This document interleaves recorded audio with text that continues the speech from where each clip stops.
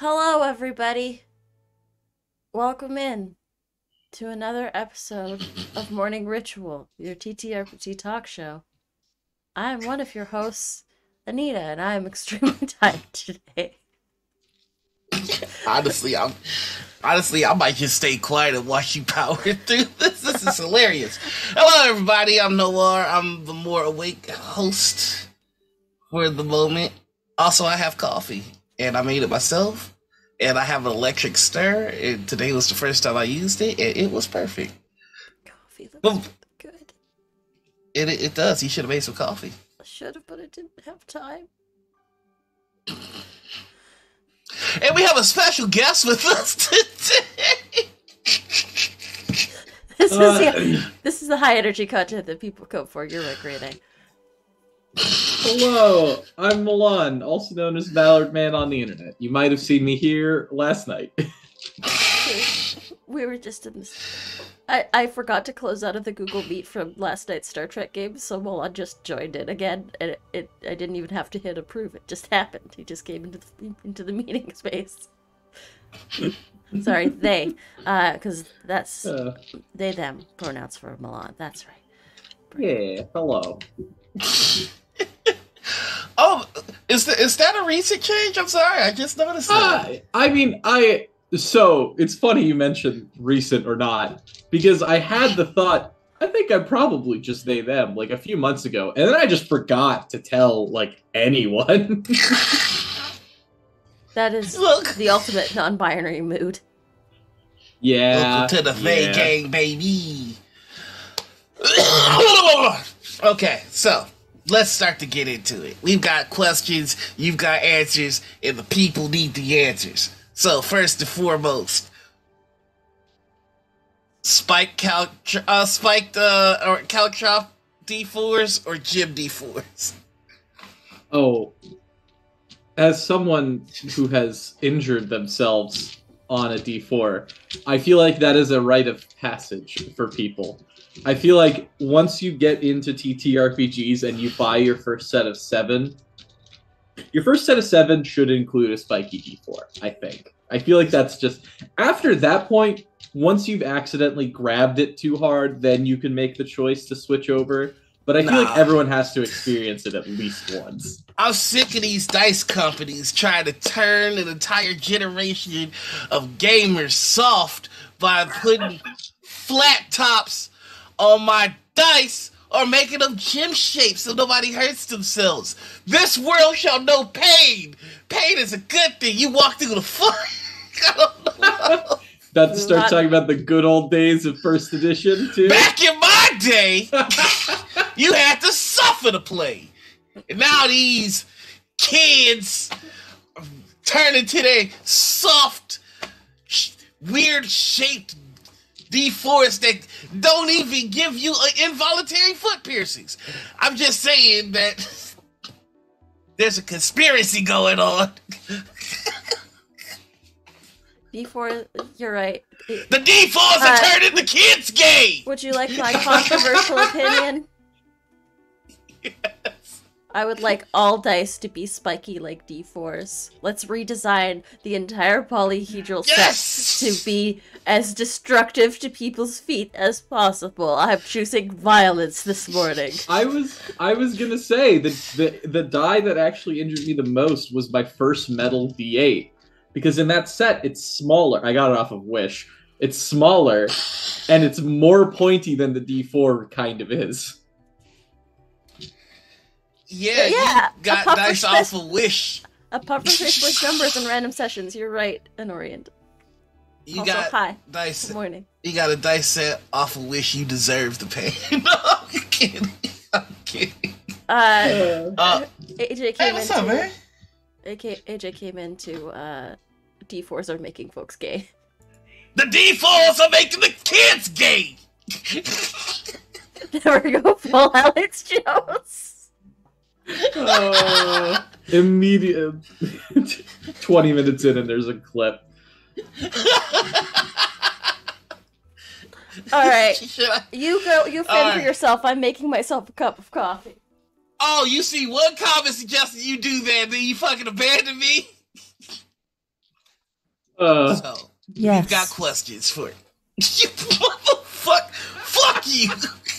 The delayed response made it better. So, how long have you been in the TTRPG space? And also, I'm sorry.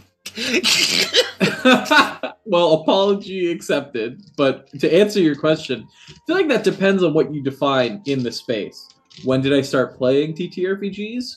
When did I start playing Dungeons and Dragons? Or when did I start doing things on the internet? I mean more specifically, when did you start doing streamed games? My first streamed game ever was in early 2021, I believe. I think it was this channel, actually, my first ever game. Was, if I remember correctly, the first thing I did was I joined. No. The first thing I did was a system crash here. Then I had started to do guesting stuff. And then I had started to be into stream things. A couple streams on here. The Forest and the Flame was one of them. And then I'm on a couple other channels like Neon Lights Roleplay for some stuff. Where that's actually also where I GM'd my first thing. Okay. So which do you prefer, as a streamer? GMing or being a player? Ooh, definitely being a player for me for streaming. I feel like I don't mind pre-recording GM stuff. There's something about the live broadcast that does kind of make me trepidatious when I'm GMing, and I feel like that's a pretty common opinion for people. Like, sure, I feel comfortable playing at a table live, but when you're GMing, you're going to be talking for 90% of the time, or, well, not really, but like a decent chunk of the time. You have to be engaged. You have to make sure that you're both keeping an eye on chat and your notes and what's going on in game. Like, it's a lot of hats to juggle at the same time. Yeah, I don't know. I kind of like the challenge of it because it feels like, if I flub up, the audience is like watching, so it's like I've got to be super creative, so it seemed like everything that just happened was meant to happen.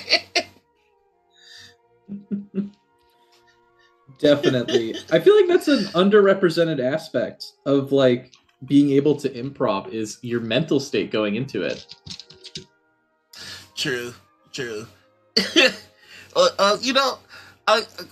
My next one is, how did you get into TTRPGs just in general? Like, how did you discover your love of tabletop gaming? So I have a bit of a unicorn story. Okay. I say this because I feel like it's not a very common one. Most of the time you'll see people say, I played 3.5 or I got into 5e because of Critical Role.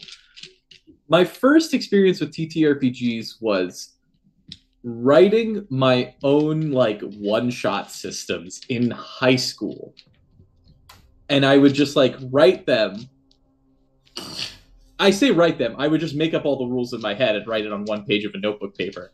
And then I would force my friends to play with me one night when we were hanging out. Until I started playing 4th edition of Dungeons and Dragons. That was my first system. You started with 4th edition? I started with 4th edition. Wow.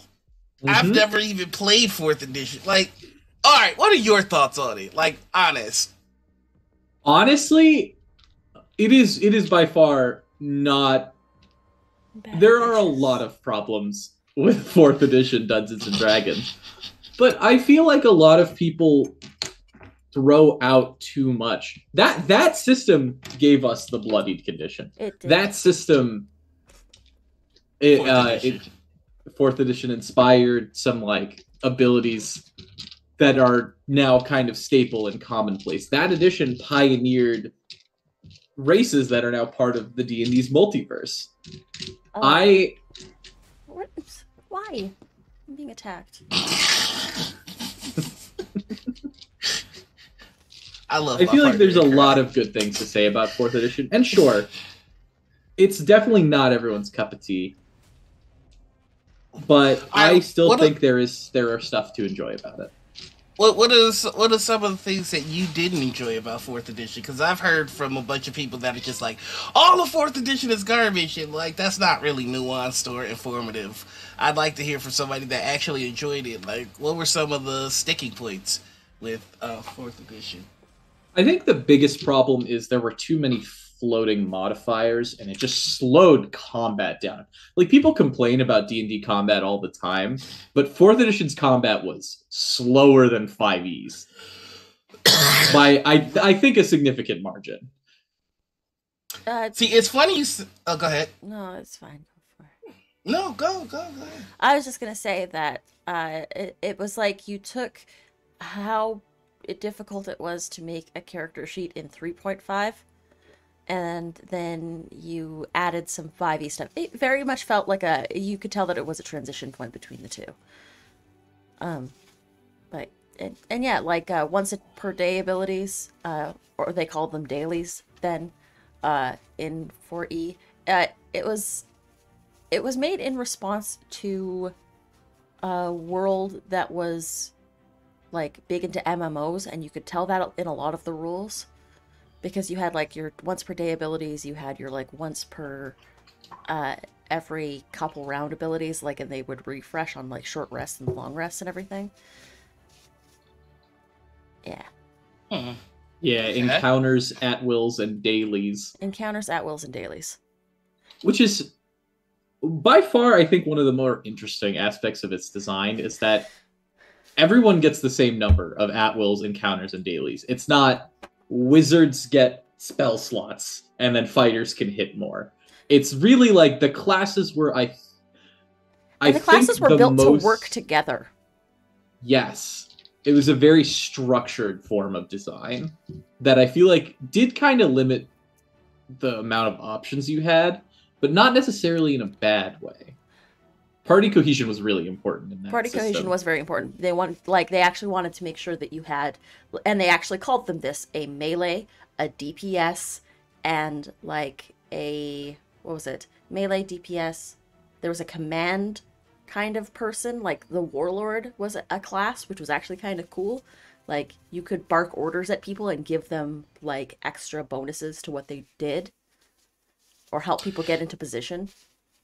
What's funny about all this is like I've had some conversations with some game designers, some that were involved with fourth edition, and I can't verify the truth of all this, but from what I hear, it was designed specifically to work with a VTT that they were developing to coincide with fourth edition, because apparently fourth edition was very reliant on minis and moving around and that sort of thing.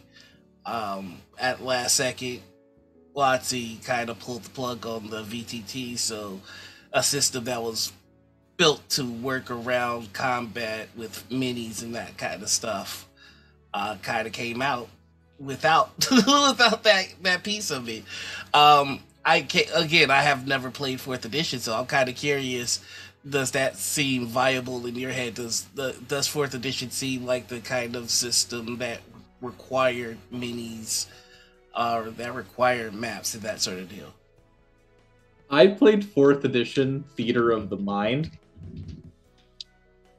which I definitely felt was not the right way to play it. No, it's definitely built for mini combat.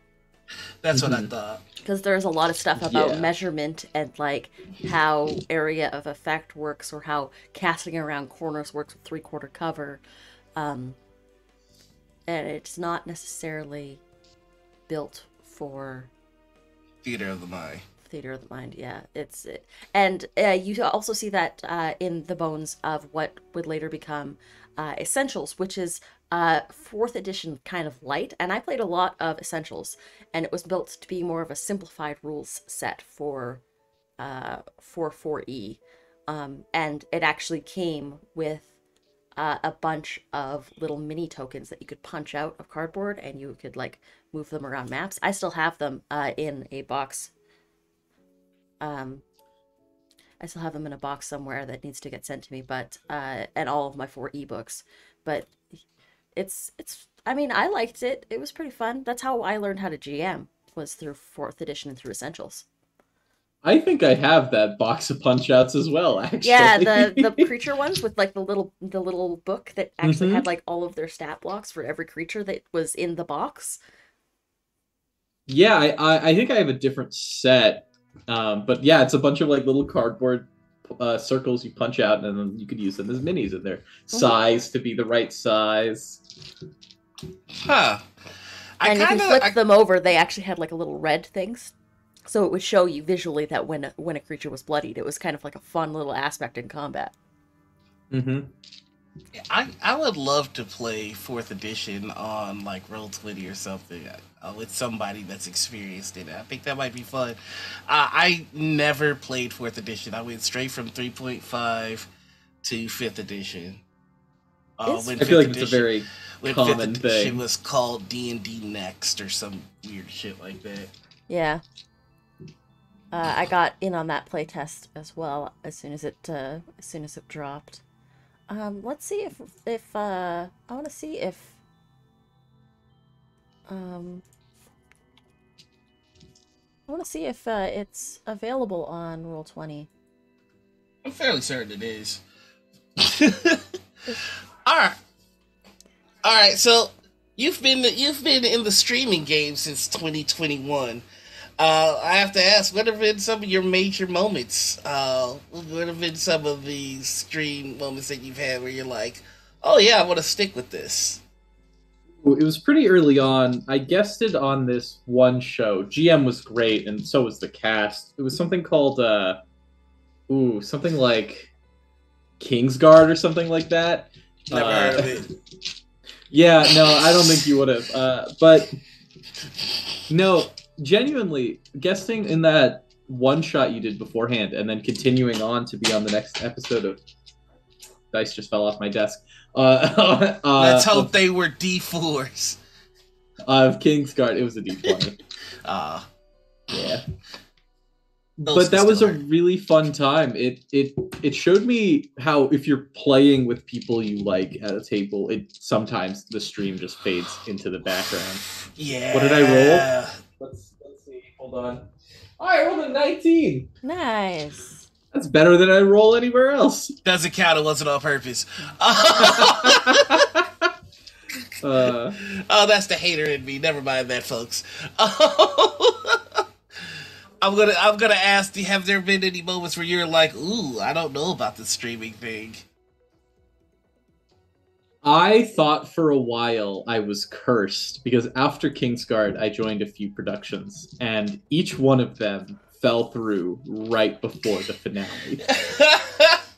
It happened like 3 times in a row.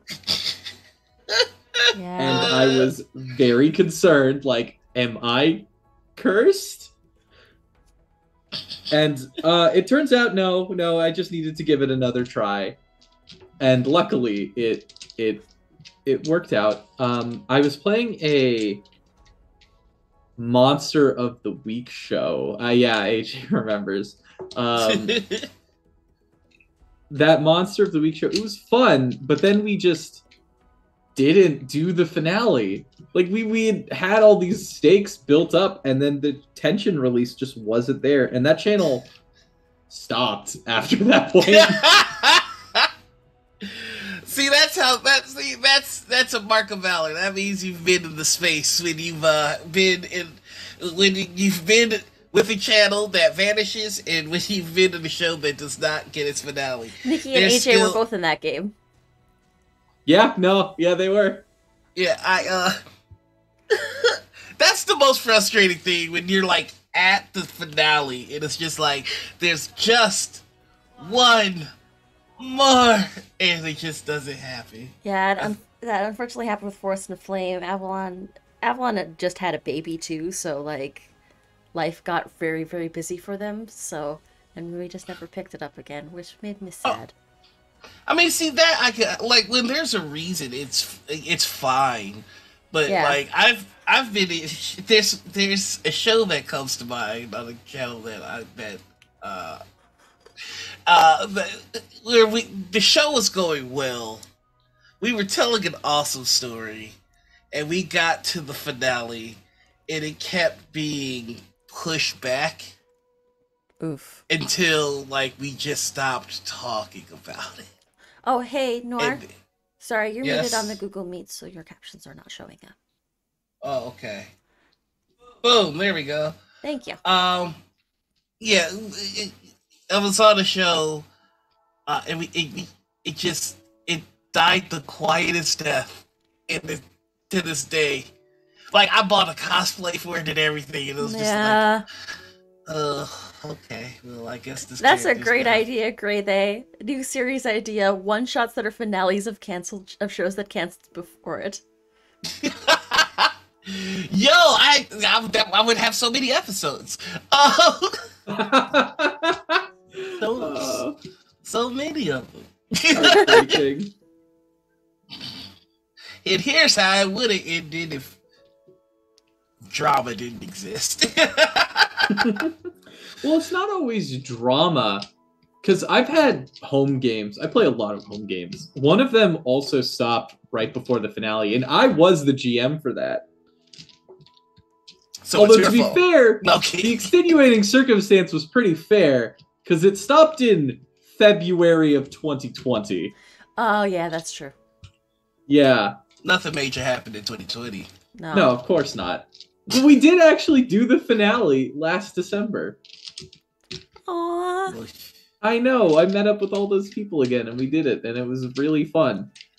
It's funny. I had painted a mini of the Big Bad like the week before the pandemic, like, the lockdown was announced, and so 2020 went. 2021 came, and like the restrictions were starting to be relaxed. We had made plans in 2021 December to like potentially meet up because we'd all hadn't seen each other in a year.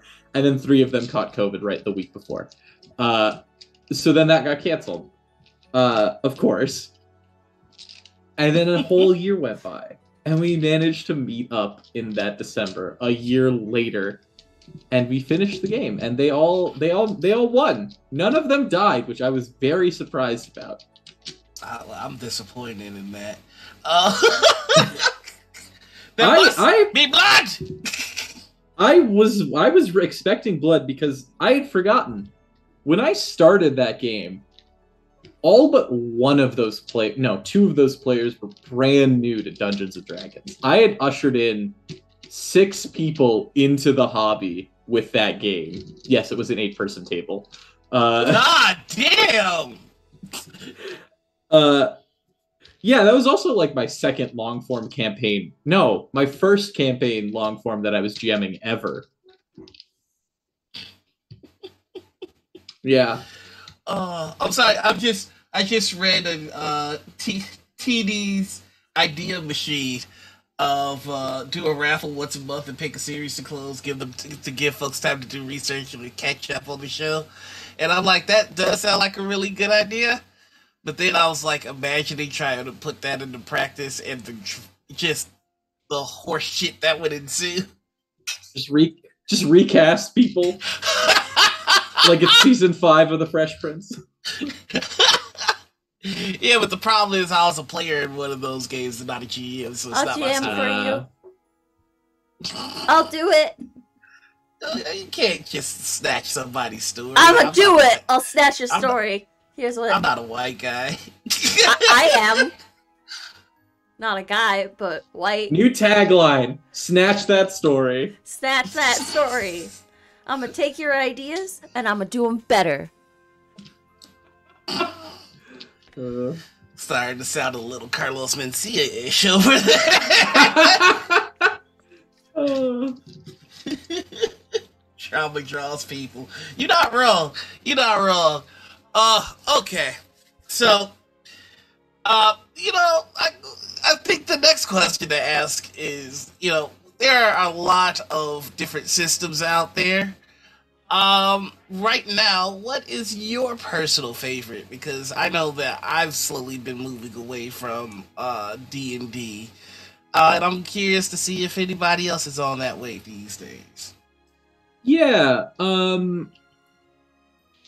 I feel like from my trial by fire into the TTRPG world, starting with 4th edition, I've never been extremely attached to any system too hard. I mean, I've loved 5th edition. I played it basically for 2 years straight because there wasn't anything else to play. But 5th edition is the one I probably know the rules best for, but I'm starting to learn exactly the cycle of how Pathfinder 2nd edition works. I am enjoying it a lot, I will say. I will offer a single point of criticism that I feel like may dissuade some people, but it should be said before you go into it. Whereas in 5e, there is no way to be bad at 5th edition. I feel like in Pathfinder, there are a lot of traps about how you build your character that you need to take a long time to look and read. I would recommend for newer people, perhaps not jumping directly into Pathfinder, but if you're experienced in building characters and things like that, I fully think you should try giving Pathfinder a chance. I will say also, with that in terms of Pathfinder, because I've been thinking about Pathfinder quite a bit. What I do like about it is if somebody builds a character that's not optimized, or like they just aren't standing shoulder to shoulder with the rest of the party, you can augment that with as a GM with magical items, which is pretty nifty. Or deviations, as it were. You can have mutations. But no, yeah, that's definitely true. That's definitely true. You can end up making a character that's just kind of there.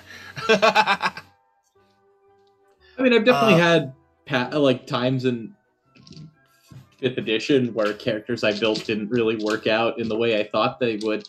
Because I've always been like the mad scientist who pores over books like, oh, what if I multi-class this? You, in one of the home games...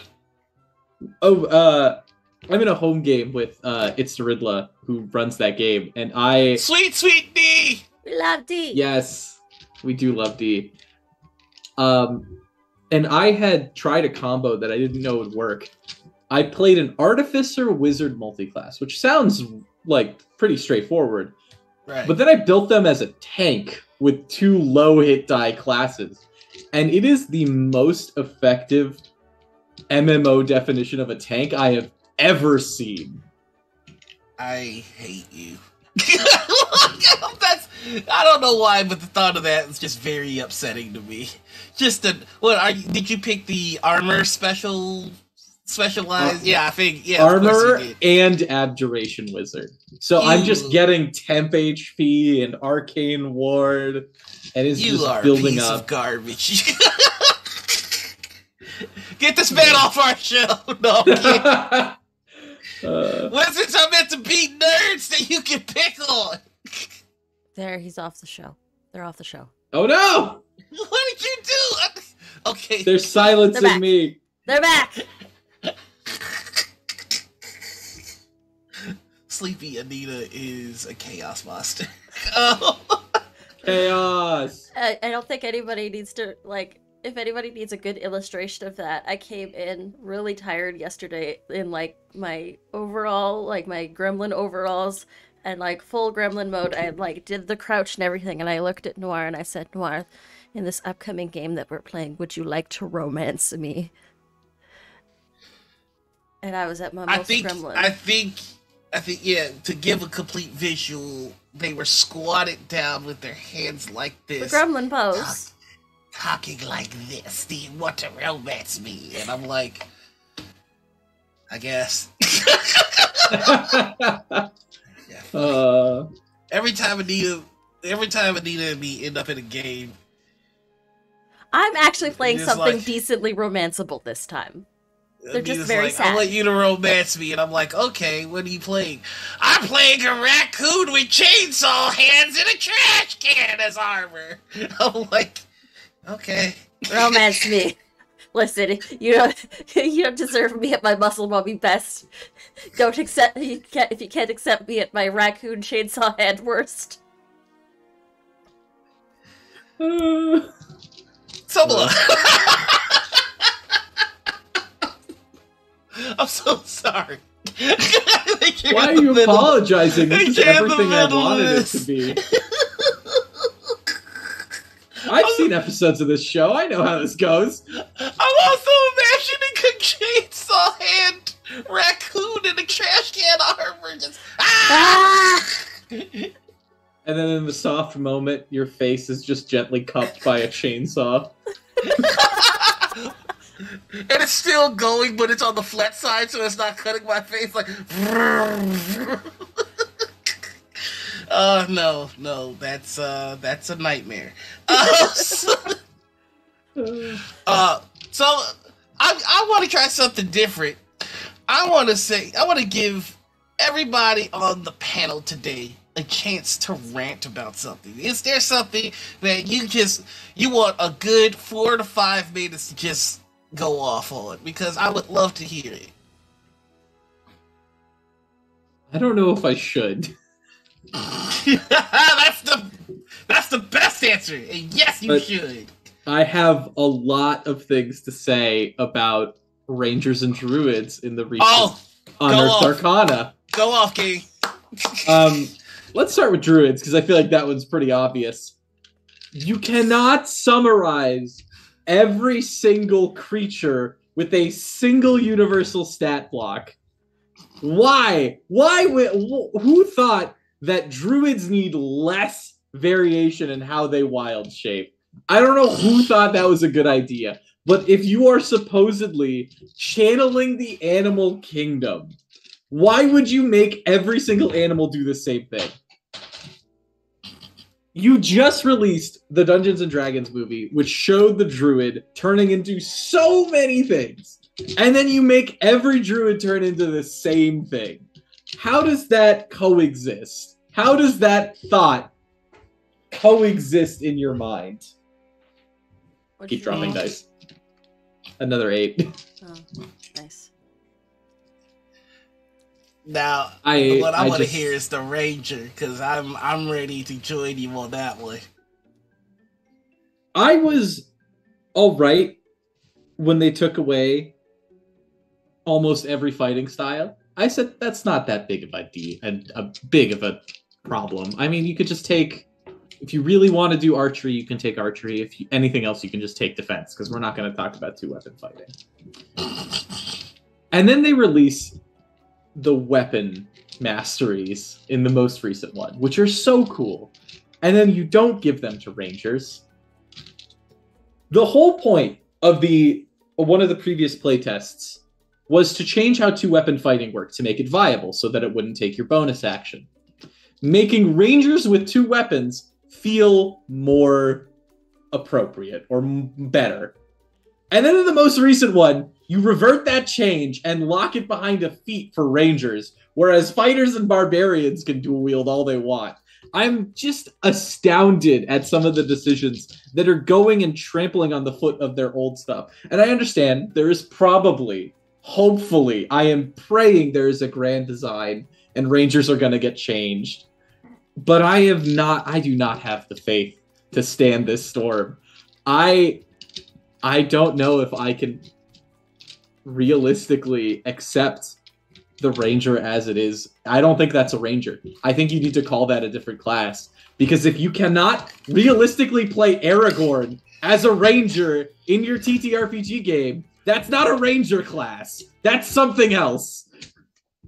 But they're not building their Rangers to be like Aragorn. They're building it to be like Drizzt or whatever the fuck is that. I don't recognize any other Rangers in media other than Aragorn.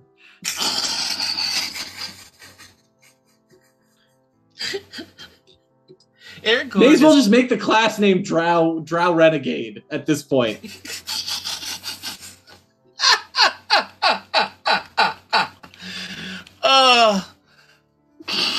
Aragorn is more of a paladin if you think about it. No! Just in terms of how D&D treats him. I feel like in 5th edition you could do a decent Aragorn. Aragorn's a high charisma ranger. Paladin. I mean, he did do some pretty rangery stuff, though. I mean, yeah, I think he's a ranger. But as D&D is built, he's more of a paladin, which is really kind of stupid. But he's the he's I guess I can see paladin as an argument, but I can't bring myself to play I still have never played a paladin to this day. That's what I said, Gray. There, my charisma ranger. Yeah, I mean, but there's so many ranger things he doesn't do. There's so many D&D ranger things he doesn't do. Fair. He doesn't have an animal companion. I guess he tracks the land really well. Though he could be an Oath of the Ancients paladin. That's true. True. He could be. True. All right, Anita, do you have a rant you would like to go on?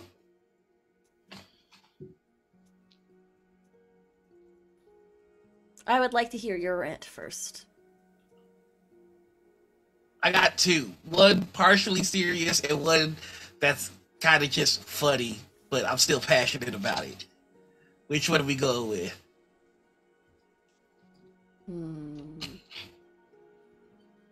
Chat, which one are we going with?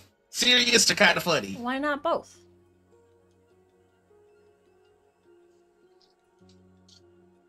Should we start a poll? So far we've got one serious in chat, so I think I might go with that one. All right. Here we go. There are certain conversations you just can't have over Twitter because Twitter's not mature enough to know about nuance, and a lot of you motherfuckers not arguing in good faith, and it's really getting pretty goddamn irritating because every fucking week it's something else, and it's getting exponentially more fucking stupid the longer we go along. This week's misadventure in the TTRPG space is that any award nominee people have discovered works for the U.S. military as a strategist or something. He's high up in the military, and motherfuckers are losing their goddamn minds. And it's either like, and I've seen people again go to both extremes, either start to edge on the side of fucking bootlicking all the way to the side of vet hate, which is both of those extremes suck dick. Y'all not ready to have these conversations. Part of maturity is realizing that certain platforms you just can't have a dialogue in. So it's better to just opt out. You are not required to share every fucking opinion you have on goddamn Twitter. And newsflash, not everybody's gonna agree with you. Some people have shitty takes. You just gotta take that L. You just gotta accept it. You know what? Some people not gonna agree with me. And some people are not gonna agree with me that agree with me on the hobbies that we have. I don't understand what the fuck is going on with Twitter. Is no one capable of shutting the fuck up? You not one person's gonna change their fucking mind on this, and all we're doing is just making the entire environment more hostile for everybody. Just everybody. When somebody has a bad take and you feel it in your fucking gut, like, god damn it, this upsets me, I need to say something. Masturbate or do something else. Like, just do anything else. If you don't have to hit the keyboards. You can quite literally do anything else. Anything else. There's so many things you can do. Do you know how to play backgammon? Learn how to play backgammon. When's the last time you played Operation? Play Operation. Have you hugged somebody lately? Just go hug somebody. When's the last time you watched a really bad show? Go watch a really bad show. Like, there's so many of them. Have you seen the movie Apocalypse? It's terrible. You could do that instead of having an argument where you're essentially saying the same thing to different versions of the same person. please spare my timeline with y'all stupid shit, because what ends up happening is you say stupid shit about one stupid fucking topic, and then I gotta block you, and then you say some cool shit about something else, and I don't get to see it because you were so vocal about the stupid shit that you were talking about that one time. I just need everybody to have the ability to go, I don't agree with that, and move on. Like, that's it. It's so exhausting. It's y'all. I woke up today in a good mood. Like, let's see what's going on Twitter, and I'm just seeing a bunch of people like, oh, the current TTRPG discourse, and my stupid ass thought we were still talking about the fucking summit, or the fucking Pinkertons, or the fucking OGL, or the fucking whatever it is. But you motherfuckers keep making new shit, and I'm sick of it. Shut the fuck up, just everybody. Shut the fuck up. What'd you throw? And that's my rant. That's a good rant.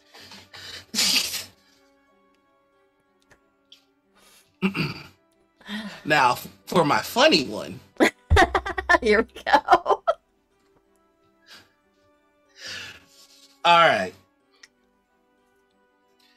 You made a spectral weapon, or whatever the weapon that clerics can make, that, like, Spiritual weapon. I forgot you made spiritual weapon a concentration spell. I wasn't happy about that, but you know what? I was just like, I'm gonna accept it. I'll move on. Rangers still suck.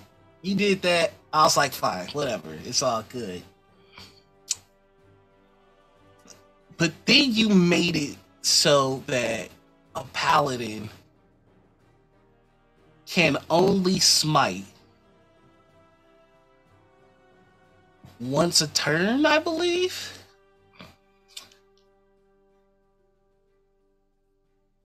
And that the smite damage can't be critted. Can't crit on smites. I've had enough. I don't know what I did to you, Watsy, but you came for the paladins, and so now I gotta give it to you dirty. I don't listen. You can send John Wick after people who steal your shit. I don't care.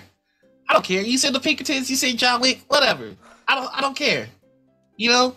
You decide you want to take the OGL, flip it and reverse it like you Missy Elliott. That's cool. Do your thing, baby. You know, you want to make it so VTTs can't compete with you. All right, that's cool. But you fucked with smites. You dirty motherfuckers. I just need three things in the world. I need Chicago. I need good food, and I need smites. And you're fucking with my shit right now. And I don't know what feedback you got that made you go, the way we do smites right now, we need to break it. But whoever's telling you this, I need you to take them in a room and collectively, as an entire company, everybody line up and kick that person in whatever nether regions they have, because it's a bad idea. Give me my smites back. The way they were untouched. What are you doing? What and Vicious Mockery and Dissonant Whispers are gone? What the fuck are you doing? Stop fucking with my favorite things.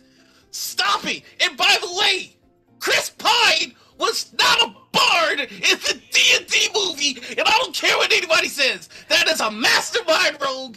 I know it. You know it. We all know it, but we're playing this game like he's some kind of bard because he picked up a loot. That is a mastermind rogue with proficiency and performance, and you cannot tell me otherwise. I need you to tell me one spell. Tell me one spell Chris Podcast in that fucking... And don't go, no, it was all subliminal. It was very slick. He did it silently like Still Spell. Bard can't get that in 5th edition. So unless this is a 3.5 movie, which I'm certain it's not, because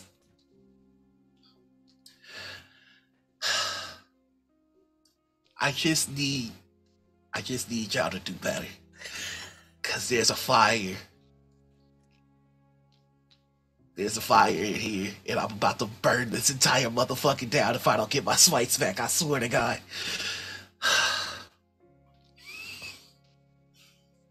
Anita, look. I just want a side by side of Noir's. This is a fun rant. And the rant from Network. God damn it, I'm angry, and I'm not gonna take it anymore. Alright, so Anita, it's your turn. Hey, TTRPG companies, especially ones when I absolutely love your work. Can you, I don't know, make your books laid out better? Like, I need to access information from things, and I shouldn't have to scroll through absolutely no appendix in order to find the wrong page.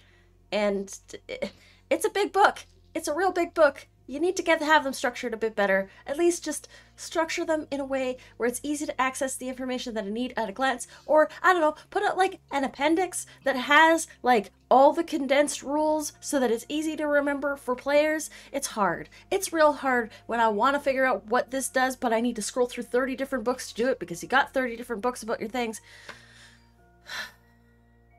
Your books are beautiful, aesthetically pleasing. I love them, but shore up the friendliness of your design. In the words of Darby Pack, you need to have a dumb bitch reader that knows that has no idea what's going on with this game, but needs to find information that can go through it and be like, okay, here is this. Here is this. You need to have it structured in a way where people can find the information that they need. And we're talking about Modiphius, right? We're talking about a couple different things. There's a couple different games like this. But yes. Okay. I love Modiphius. I love you all so much. I love being on your show. And I love playing Star Trek Adventures. But lay out your books better. Or at least put out, like, a rules appendix. A condensed version for folks. Hey, Modiphius, I've been in like 3 or 4 of your official stream games and a couple of your Kickstarter games.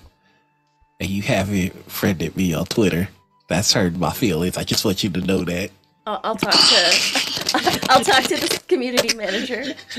Your I got real crackly for a sec there. I think your cable was loose, maybe. Yeah, it's stable. Okay. Uh-oh. Now we lost your audio entirely. Oh, there it hello? is. Yeah. We back. Hooray. We back. So that was the ranting section. I think that might be a section that stays. I feel like I got a lot off my chest just now. I'm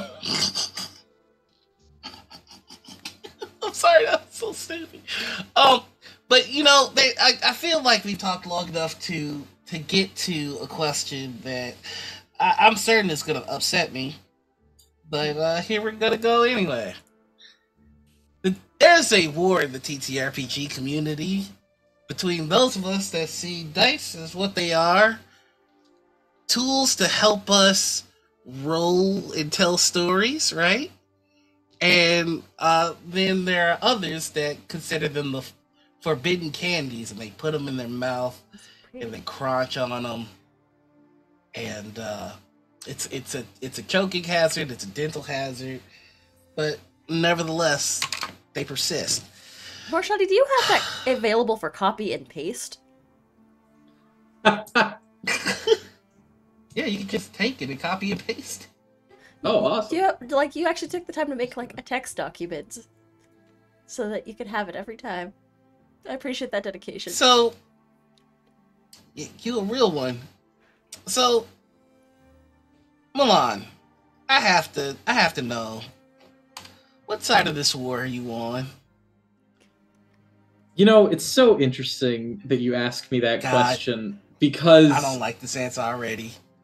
there's a lot of different takes, right? Obviously, you don't have to crunch dice. It's entirely someone's choice whether or not you put a die in your mouth. But really, what it comes down to is if you have the will and the wherewithal to just put dice in your mouth and just continually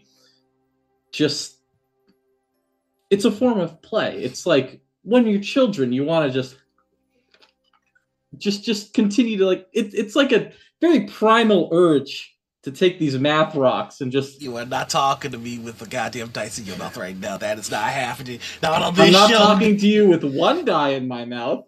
It's fucking disgusting. But I gotta say, if you Chipmunk ask me chicken. really, I would say I'd probably fall in the crunch crew. Because Oh! Oh! no, crunch responsibly, I will say. Or crunch chaotically. Just crunch. I'm a total crunch anarchist. I will say for all of those in chat, I watched these beforehand and prepared them because I knew this question was coming. But final count was 8 dice total. I could do more, but I don't think anyone wants to see that. You need help. You need help. We can't do.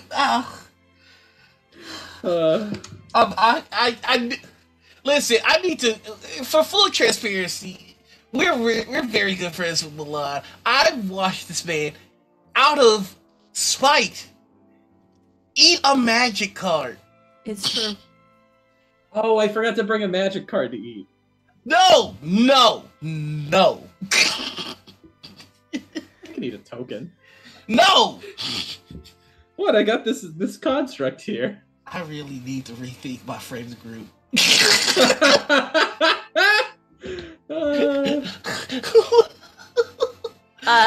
It was out of spite. The actual story was Darby handed Milan a Lignify card as part of a Lignify D's nuts joke, and Milan said, "Darby, get this card out of here.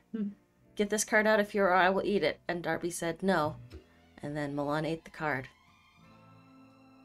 We all watched in horror as Milan choked down a whole magic card. There is no greater superpower I have than pure spite. I feel like it inspires me to do anything. I would do anything for the bit. I'm just gonna say it. Like, part of me respects that. Because, like, there are certain things I would do out of spite. Like, if you've been watching Morning Ritual long enough, you'll remember in one of the very first episodes, like, somebody was like calling me gay or something, and I responded, I would suck a cock for justice or something like that. Me mug that cock for justice. Yeah, right. Like, I'm not scared of penises, but I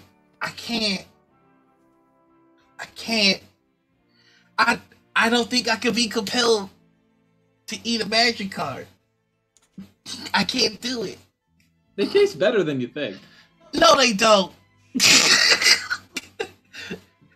No, they don't. I gotta say, much like the lust for blood that a vampire has, now that I've had a taste of magic card, I just see that packet on my desk, and no one's gonna miss an extra island here or there. No! I refuse to believe this is true. You're just trolling me at this point. I have to believe that. I have to believe that. You know, one of these days I'm gonna sneak over to your house and I'm gonna put the bomb hot sauce on all of your magic cards. And I'll be just wait. And I'm gonna put them on all the cards I know you won't miss, like just various lands and commons, and just wait. Just a dab of that special sauce. That kind of brings me to another question. So, if you're familiar with D&D, there are lots of spells that are compulsionary spells, like Charm Person, that can be broken if you're requested to do something outside of your character. Like, you know, if somebody casts Charm Person on you and asks you to, like, you know, slap your mom, or, like, kill your partner or something, you would shake out of it. Or at least I hope you would, you sick sons of bitches. And that kind of got me wondering, besides killing somebody or breaking a law, what are some what are some commands that would immediately shake me out of a compulsion? And I'm pretty sure if somebody cast Charm Person on me and was like, hey, bud, why don't you eat that magic card? I'm certain that would break the spell. I'm certain it would. Like, what the fuck did you just say to me? So my question to both of you is, outside of hurting someone or breaking a law, what are some commands somebody could give you under compulsion that would immediately shake you out of it? Easy. Well, oh, go first. Go ahead. I'd say the compulsion the question is, hey, I need you to design this poster for me. Here's Microsoft Word. That's such a graphic designer answer. It is. What? No!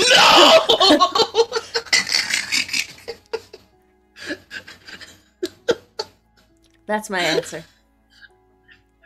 That brings me to the thought, Shadowrun just is the modern world of magic, right? Do you think people do that to freelancers to get, like, lower commission rates? That's a very dystopian thing. Jeez, like, maybe? Like, I think they would just go for the discount because they still want the work to be good. So I think they would just try and get a discount. Like, hey, we're friends and family. We should get the friends and family discount. Which, no. If you support someone, then you pay full price. And you tip them. And you tip them. You tip them well. I'm still anxious because I tipped a friend and I'm like, I don't think I tipped them. So I'm like, it's just like, you do right by your people. Yeah, definitely. But to answer the question, it's got to be putting ketchup on something. Like, if someone, this Charm Person says, hey, you should put ketchup on whatever you're eating, and I'm like, no. That goes against my alignment. I gotta say, I can't do it. You can't, wait, so, time out. If I compel you to eat a magic card, we're good. But if I go, but put ketchup on it first. Yes, that wouldn't work. Because you have to understand, ketchup, I hate you so much. Ketchup is one of those things that are just like, some people have an aversion to certain sounds or smells or foods and stuff like that. The smell of ketchup is one of those big aversions to me. If I smell ketchup on something, I can't eat it. You're the weirdest cryptid. Like, listen, I can accept if there's like a small amount of ketchup on a burger. That I can deal with, because there's enough flavors and smells that like cover it up. But if I can smell ketchup on fries, or if I can smell ketchup in like a hot dog, I can't eat that food. I don't know why. I don't know what it is. I can't explain it to you. It's been like this since I was like 4, apparently, as my parents have told me. I mean, I get it. I like ketchup, but if somebody hands me a fucking hot dog with ketchup on it, I immediately want to slap the shit out of them. Ketchup and mustard. Hot dogs do not need ketchup. What the fuck did you just say, Anita? You heard me. No, I didn't. Why don't you say that louder so the rest of the class can hear it? Ketchup and mustard on a hot Alright, so this is the last episode of Morning Rick Show. We made it to 102. That's not bad. I made a hot dog the other day. And before you got the chat, I had to eat it in secret in the kitchen with my ketchup and my mustard. You goddamn right. You had to eat it in secret. I will willingly oppress you.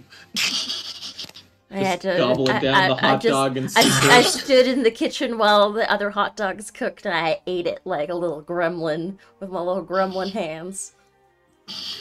Disgusting. You know what, chat? Why don't you put your answer to this question in chat? I would love to hear. What, other than hurting someone or breaking the law, what are some things that would break you out of a compulsion effect?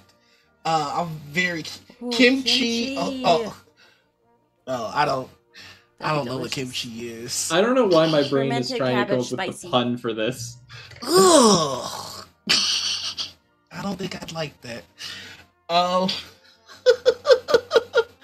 right, but let's get back to it.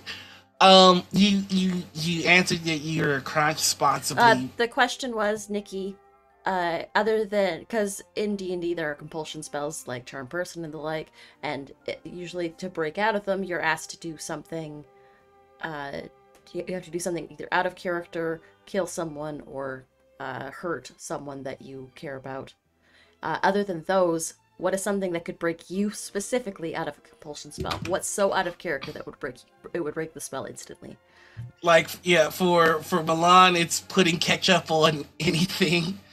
For me, it would be crotching or eating magic cards or rooting for the Packers.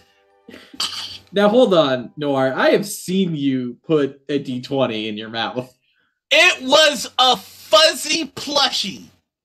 I am so sick of this being held against me. It's not an actual die, it's a plushie. And if you don't think I will bite a plushie, you're out of your goddamn mind. You don't know me, because I love plushies, and I love biting plushies. Because you can't choke to death on a plushie. A plushie can't hurt your teeth, but a dice can. And just because the plushie is dice safe, just because the plushie is dice shaped, does not make it a dice.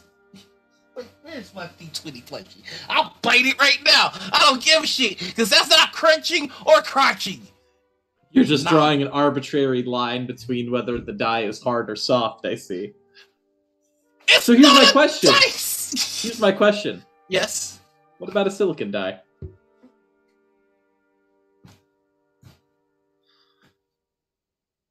Nah. No? It's more about the size and the shape of it. Listen, here it is right here.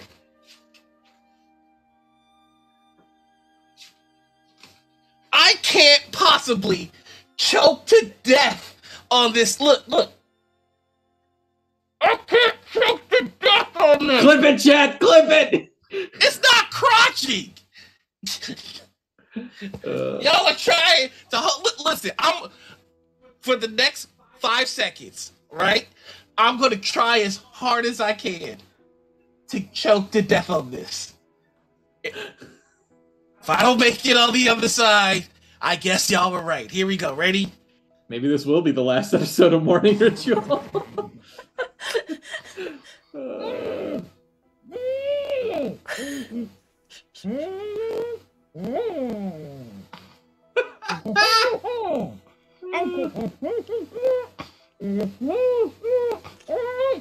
Alright, I respect that that's not crotch crew. I accept that argument. But one day you will lapse. The answer that we're coming in from chat, more shoddy, is get rid of your PBTA books. That's a good one. That would probably shake me out of it too, because it's taken an eternity for me to get Urban Shadows 2. So if I get it and somebody's like, get rid of that, I'm like, you can go fuck yourself to death right now, sir. Nikki's is make out with a cishet man. And Bo's is throw out that ice cream. And also, Bo says, Noir, give me a chance. I could make you choke on it.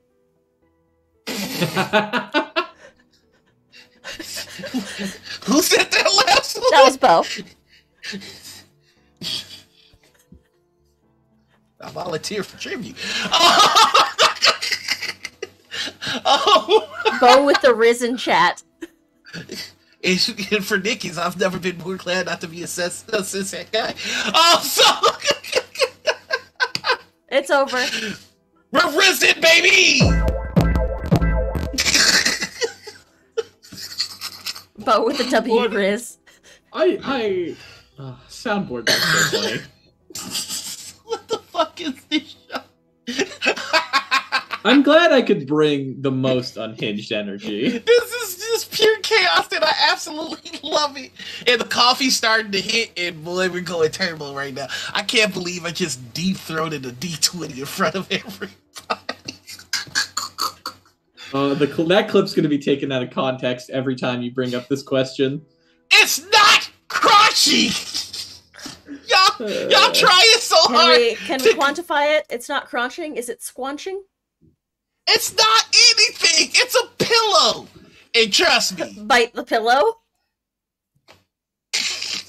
Biting the pillow ain't never a bad thing. You know what I'm saying? I'm talking about sex.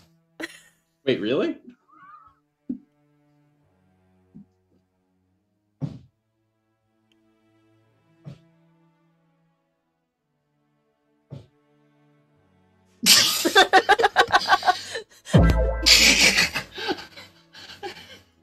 Darby and Milan as a couple is making more and more sense. Noir is a pillow princess confirmed. Yeah. Listen, I'm lazy. But I like fucking. But you know what? That just means you never know what you're gonna get. Sometimes you get a Snorlax, and sometimes you get Charizard. You never know. I'm like a booster pack in bed. Sometimes you get a better time than expected. I'm like a booster pack in bed. That's a great dating profile. Every now and then you get that hollow foil first edition Charizard, and your back is blown out. Other times you need a Poke Flute to make things happen. I'm lazy, but I like fucking the TTRPG 2023. Oh, how did this turn horny? I don't know. I don't have an answer for I you. blame chat. I'm just trying to survive.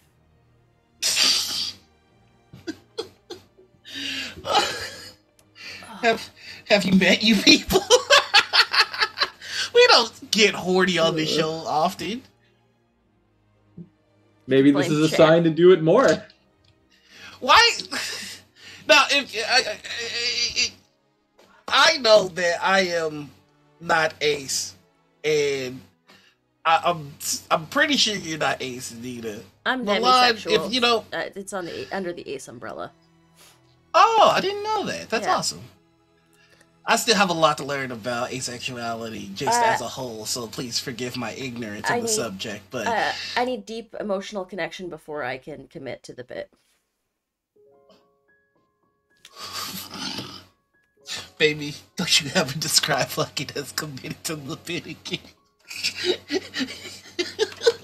I can commit to the bits. Committed to the bits. Committed to the bits. You got me thinking about sex in stand-up comedy terms. Like I'm gonna need a hard 15. Listen, there's always the sometimes it's a soft 5. Listen, you wrap it up when the light goes on. All right, no dragging it out. When that light goes on, it means you got a minute left. That's my time. Thank you. That's just stand up and walk out the room. That's my time. Just start with how we feel, Chicago. Sometimes you do need a tight 5, Nikki. Make sure you always work the crowd.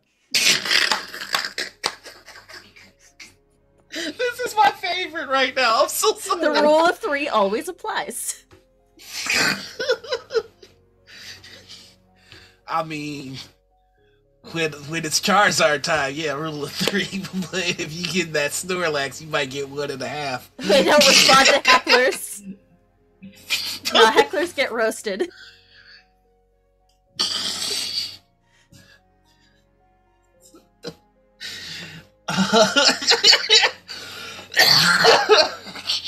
Anyways. You know you've made it when you got a theater show.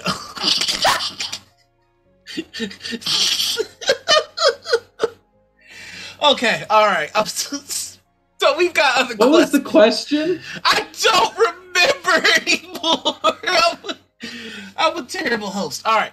So here's the new questions. You get to play any TTRPG with any 5 people that are alive right now. You're the GM and you don't count towards the 5. You get to choose the game and who's running it. What's the table look like? I want to run the game. I would like to run this game. Okay. I'm gonna add, and I feel like this is a very generic answer, personally, but I want to sit down with Matthew Mercer. I want to sit down with Brennan Lee Mulligan. I want to sit down with Abria. I want to sit down with Lou Wilson. And then I want to bring my friends who brought me into 5th edition and, by extension, the whole TTRPG world. Okay. I want to bring my friend Koa the DM on Twitter. Makes great homebrews, does a lot of 5e stuff. Fully recommend. Okay. And I want to run them through a game. Now the system is up for determination. It's probably going to be 5th edition simply because that's the one I'm more comfortable with. But I just want that time to show off my props. I just want that to be my moment. That's my taking my shot. It's your audition.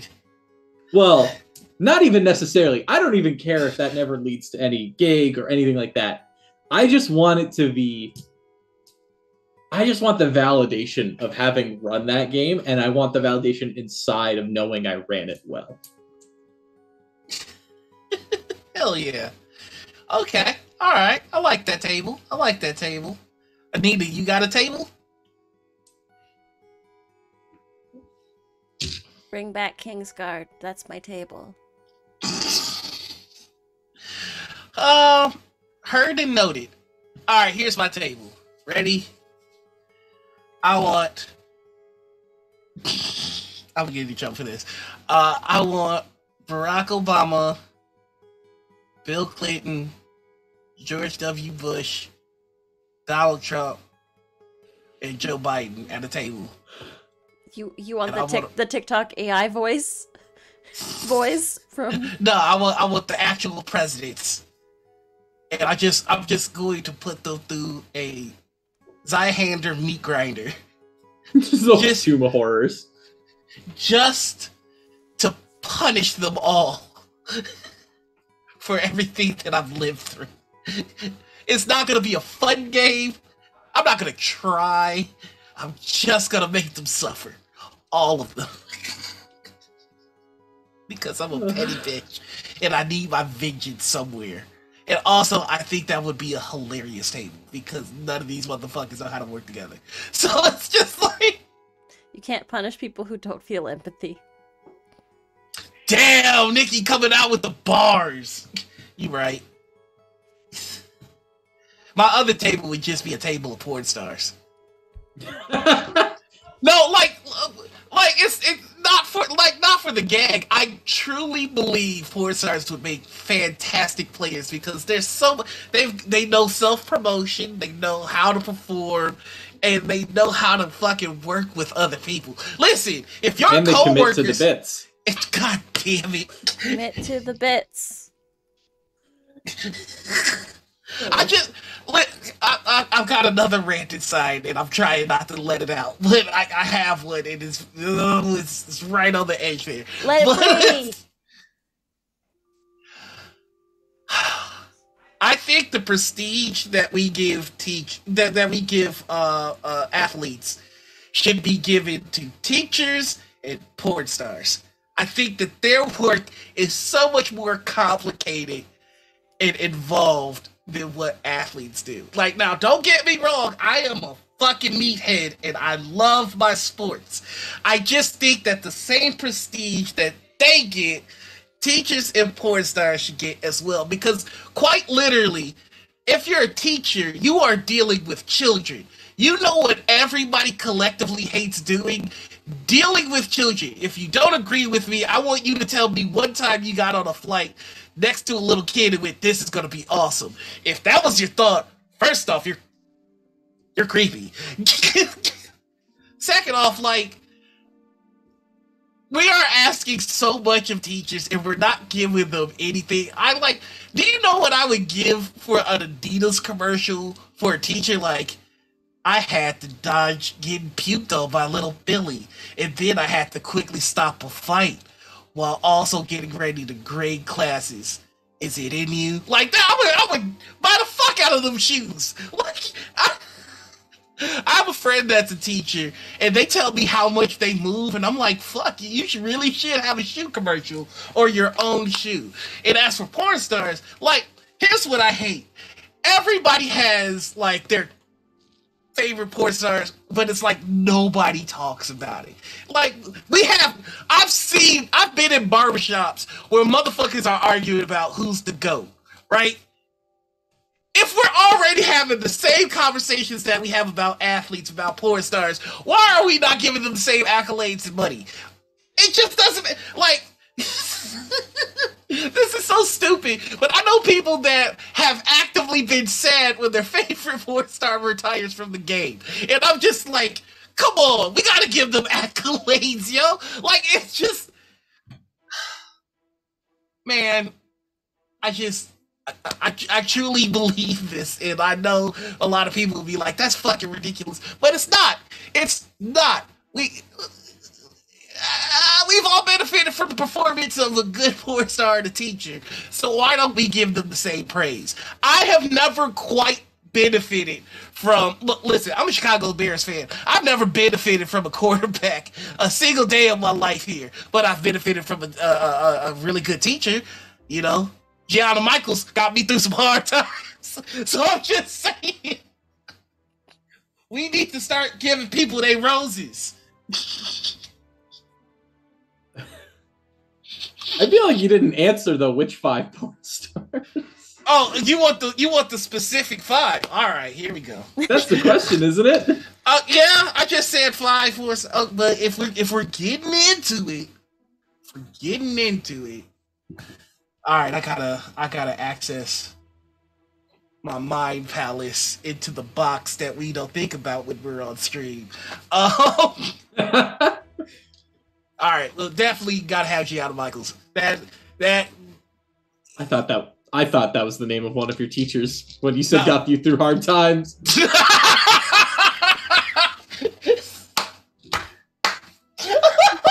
Well, also don't look up any of these names if you're not in a place where you can.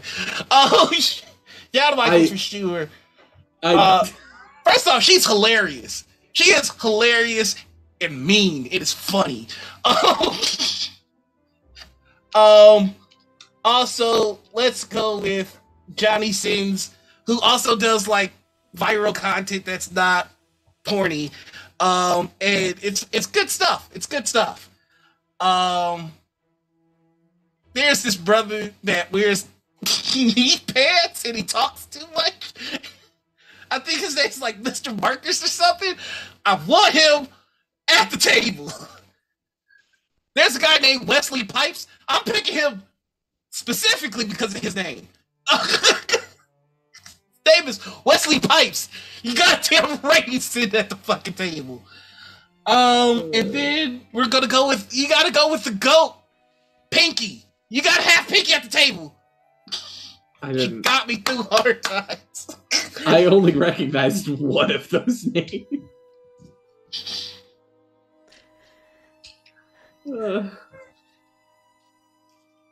Plays a barbarian that wields a large pipe.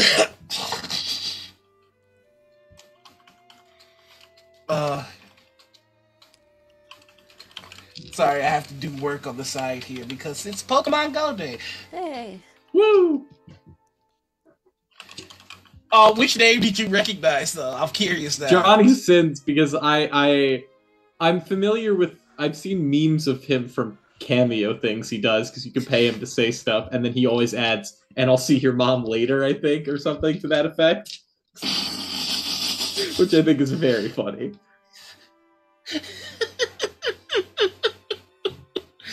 I'm sick of people acting like they don't know porn stars. No, I'm genuine. I didn't recognize those people. You name 3 porn stars right now. Do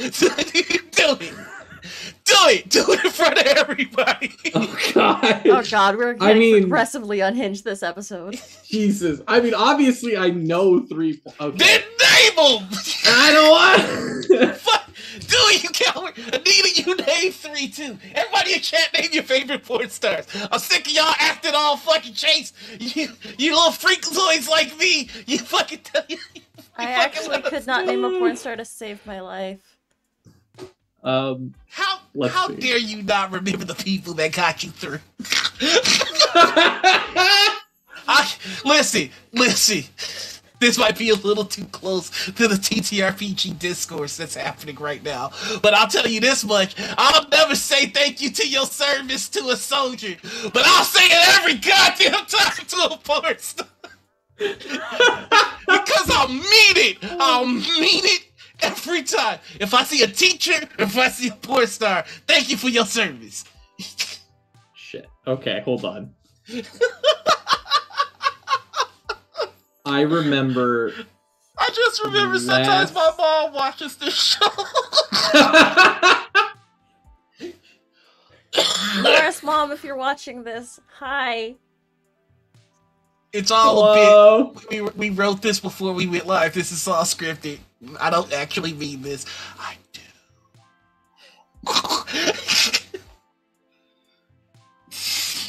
do. Evan Stone, only because of a single movie. Pirates. Pirate is fucking goated. That is like a Hollywood level porn movie, and everybody should watch it. Not for the fucking, but because the plot is outrageous. And you know what? Axel Braun does all like the superhero porn parodies, but the costumes are legit. They're actually real good, I would say. They're real fucking good. Some of them are better than the MCU because they stay closer to the comics, and I'm sick of not being able to praise it because I'll look like a freak. I've watched the Avengers one, and this was actually before the Avengers movie came out. It was the one that had China in it, and like some of the things that they refer to in the movie are actually comic accurate, and I'm like, the fuck? China was goated as She-Hulk. I'm telling you, she was a good She-Hulk. Noir named 2 female porn stars, Gianna Michaels and Pinky. Oh, I can. You want me to fire off names? I can do this all day. Like Captain America. I'm struggling. As awful as this sounds, I'm struggling to remember specific names. I can only recall faces. See, that's the disrespect. That is the disrespect. Right. We need to honor these heroes. Nora has to access his porn star Rolodex. Like, because sometimes, one of my favorite things is when I see a porn star in an action movie. Like, I don't know if y'all remember Zack and Miri Make a Porno, but there is like an actual porn star in it that's fucking hilarious. I cannot, for the life of me, remember her name. I'll just look up Zack and Miri.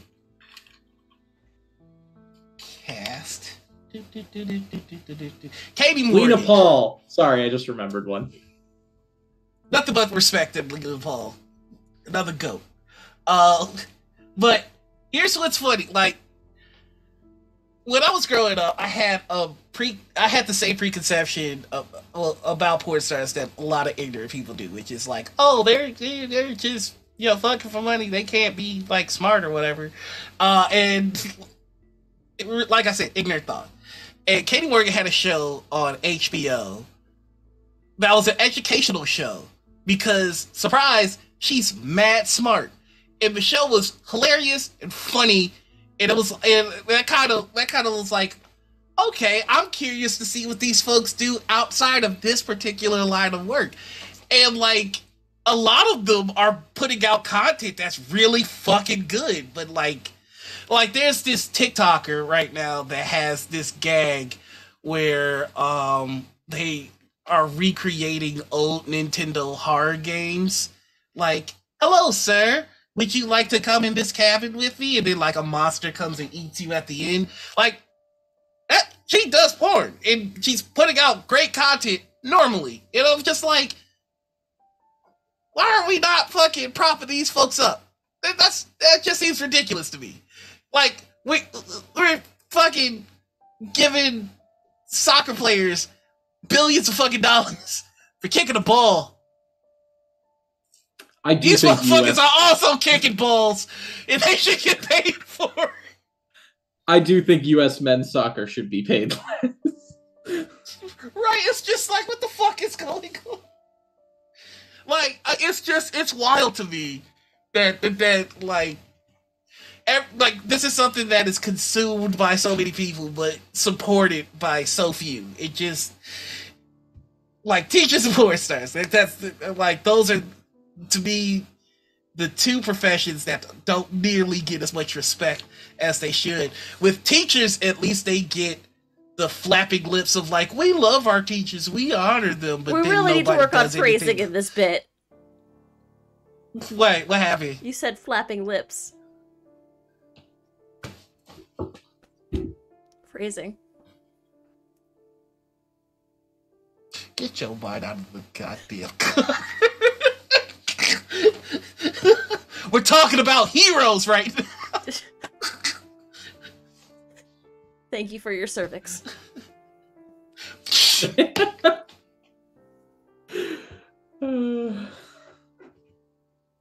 So, Milan, you're God Emperor of the TTRPG community. Any 3 things you want to have happen immediately take place. What are the 3 things that you are choosing to do with your newly found powers? Big stretch. If I am God Emperor, does this imply like, is this purely mundane things, or do I have unlimited omnipotence? You have unlimited omnipotence. All right. If you are a racist and you attempt to live stream your TTRPG game, you are instantly disintegrated. As long as you hold those convictions in your heart of hearts, instantly disintegrate. As soon as you hit the go live button, it's just exactly, Thanos snap. And then you are reconstituted somewhere as a different person. Well, you will be better than you were. Immediate reincarnation. Oh my god! You know how, because it happens when they go live. Well, no, there's still like the starting screen. Because I was imagining if it was just like the second they're on screen and it just that would be fucking hilarious. That would out so many people who are currently on streams, I realize. But you know what? We're leaving it. Milan is the light Yagami of TTRPG. You know what, Marshadi? That is a much better solution, actually. What, you having a death note? No, just your monetization goes somewhere else. Oh. Oh. Damn. Let's see. I want them to reverse the changes to Rangers and Druids. That's my second command. And I think my third command is just be kind to one another. Kind of conflicts with my first command, but I'm just going to say it anyway. Anita, you got 3? You got 3?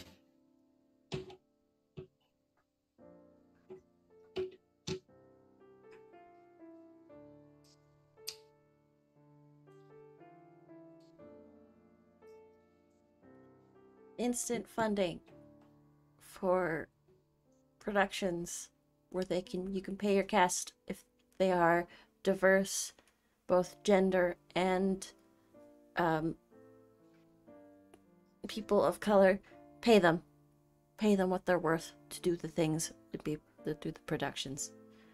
Instant. We're gonna funnel a whole shit ton of Moati's money into that. And okay. Books. If I buy a hard copy version of a book, it automatically comes with a PDF copy of the book. I like it. So I should not have to keep rebuying books.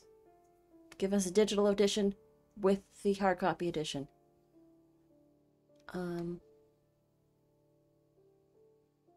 What else?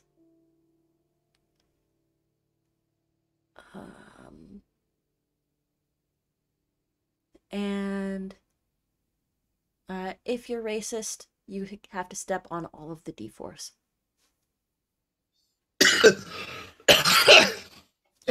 If you're a racist, sexist, homophobe, transphobe, you're transported into a room with a floor of D4s. Okay, I like it. I like it. Every time you step on a D4 if you're racist. That feels good. That feels good. Unless you have a pain king. Every time you step down, there's going to be a D4. All right, I dig it. I dig it. And they are not the gem of D4s. There you go. Sharp There you counts go. have D4s only. That's it. That's me. I sleep now. Okay. If you don't wake your ass up. I'm trying, man. I'm struggling. All right, here's my next question from the both of y'all. You have to play one class for the rest of your life in 5th edition and Pathfinder. Which ones are you picking? And you can't multi-class. Wild magic sorcerer all day, every day, baby. Can't multi-class? Nope. You gotta be one class, level 1 to level 20 every time you play. But in return, every game that you play from now on will continue from start to finish. That's a pretty good deal. You get to complete every campaign you're in, but you have to play the same class. I think it's gonna be fighter. As weird as that sounds, I feel like fighters are diverse enough that I could have a lot of fun with it. Okay. And For me, no. it is Oh, I'm torn between Paladin and Bard. Pathfinder's an easier question.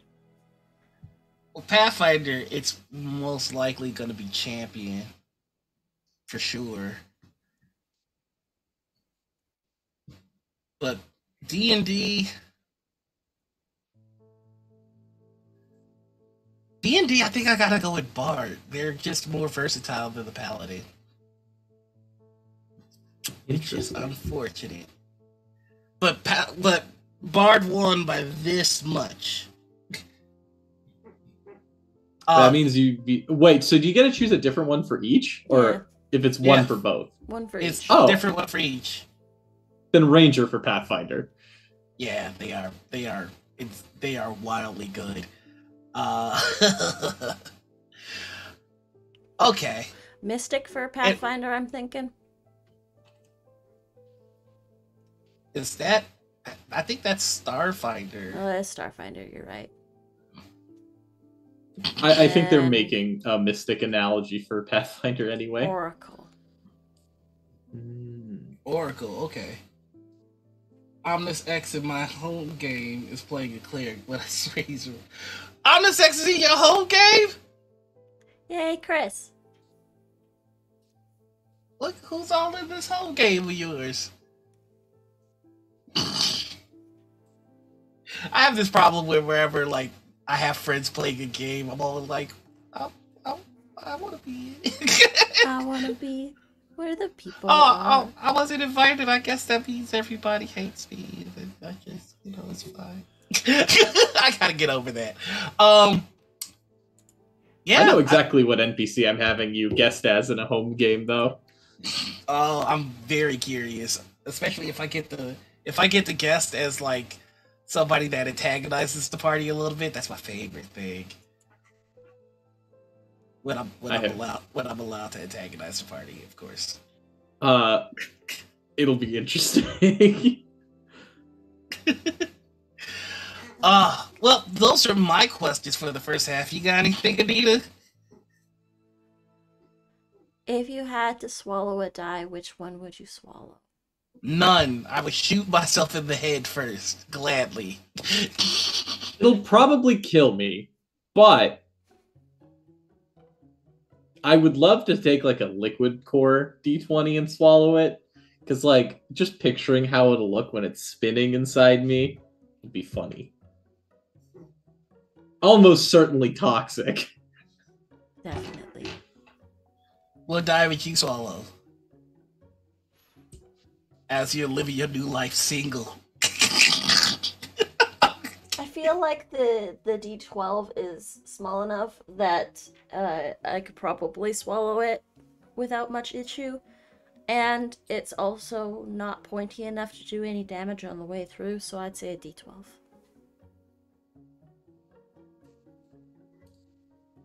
I saw a little bullet. Not a D4. Caltrop. Listen, I can't be a hypocrite. Alright? I can't just one day put a dice in my mouth. The shame would do more damage than the dice. Alright? I've made my stance. You'll never catch this in my mouth. You hear me? Not never. Or not at least without making a lot of money for doing it.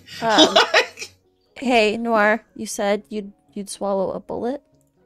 Listen, I know they're bullet-shaped dice. You're not gonna trick me with this. Is that what you said? Yeah, I knew it. You fucking predictable motherfuckers. There's the link to an Amazon, to a listing on Amazon. They're only $22.49 on and 1 day shipping. What Patreon tier gets y'all to see me crunching dice? If y'all raise $5, yeah, it's a whole link. I should probably. I will fucking crush it. I'll crush the shit out of a dice. But guess what? Y'all never gonna raise that much money, so I ain't gotta worry about it. That's just. I delete it, but I can't delete things that I post. Wait, what? Oh, the link that I threw in chat to the dice. It's got a lot of trackers on it. That's my bad for clicking on the first result. You see what happens when you try to fuck around with Crunchy? You fuck up and you do stuff like that. Do we want to take a quick break? Because we've been at this almost 2 hours now. Yeah. Alright, so we're gonna go off and do human things that do not involve putting dice or other gaming implements in our mouths, and we will be back for the second half, which is the Dark Roast. So we will see you on the other side. And if you are a teacher or a porn star that happens to be watching, thank you for your service. Okay, bye. And we back. Welcome back. Welcome back to the second half of the show, affectionately titled The Dark Roast, where we get into more serious topics. I am once again powering through the tired. Let's do it. What you waiting for?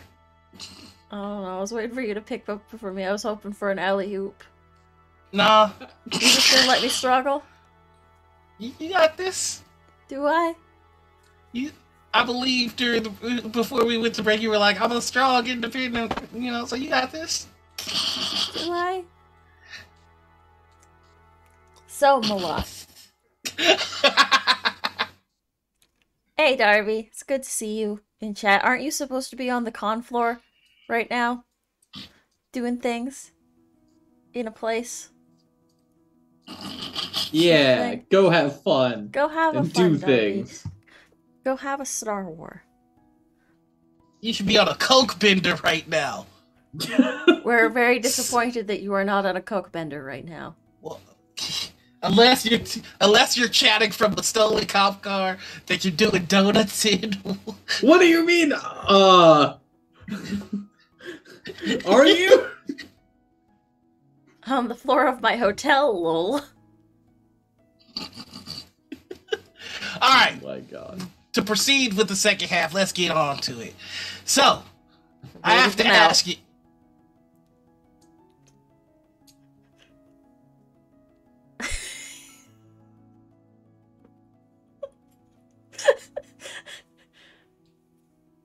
So second half.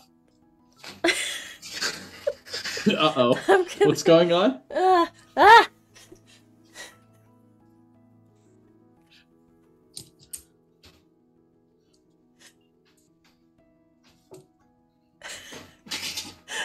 Oh, they're just waiting. I was expecting them to come in here. They're just waiting. Oh, shoot. So for the second half of the show, we usually try to get into more serious topics, but often fail. Yeah. Babe, help. I got this. What happened? What did my presence here do? I don't know. This is. No, we just waited it out. This is unhinged. It's time for tabletop confessional. Oh, you just jumping straight to the confessional, huh? I mean, we could, or it would help. Cool. Is that a thing? I don't know. I'm struggling. I'm floundering. I'm real tired, y'all. I feel like I need a weapon too. Hold on. Get your staff. Oh, I've got my hammer. No, we're killing it right now. Keep it going. Oh, jeez. I hate it so much. Baby, please come back. I miss you. No, you were so slick. You was talking slick a second ago.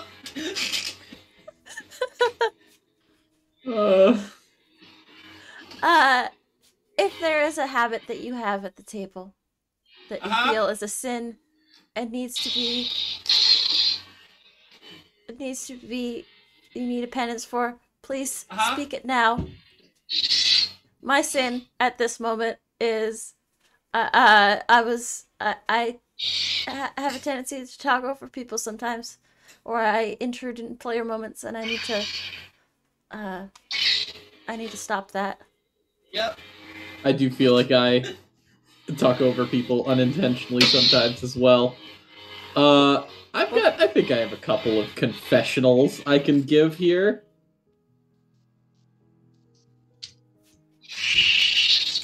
Let's hear 'em. Yeah, no, I'm just thinking about the best way to phrase them. Okay. Because, of course, putting dice in my mouth at the table is, of course, the holiest of endeavors. Disgusting. Not a sin in the slightest, of course. Yeah, it is. Darby is out of pocket right now, so I'm just going to ignore chat.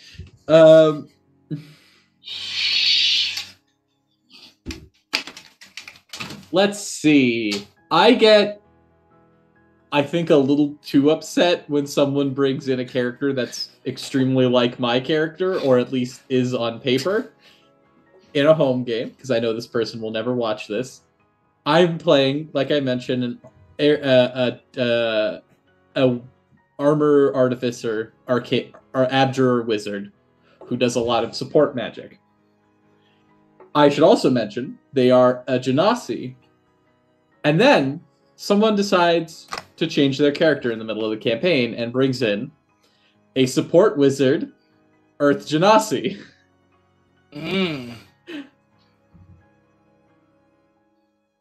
Yeah. That rubbed me the wrong way. Now, luckily, I am friends with this person in real life, so it's not really an issue. But I'm like, you just did the whole thing that I'm doing. It's like you didn't have to. It sometimes feels like those moments when someone's like, "Oh, I like that. I'm gonna do it too." And like, sure, why didn't you just do it in a different game though?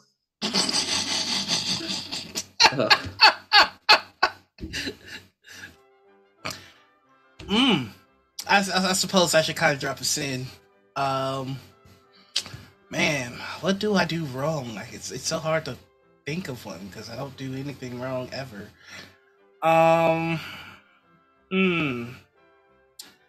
What do I do wrong at the table?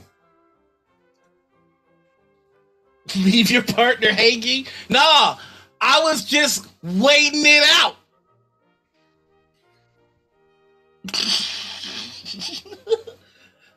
Okay, so what do I do wrong at the table? I guess you could say you can be petty and vindictive sometimes. I was actually about to say that.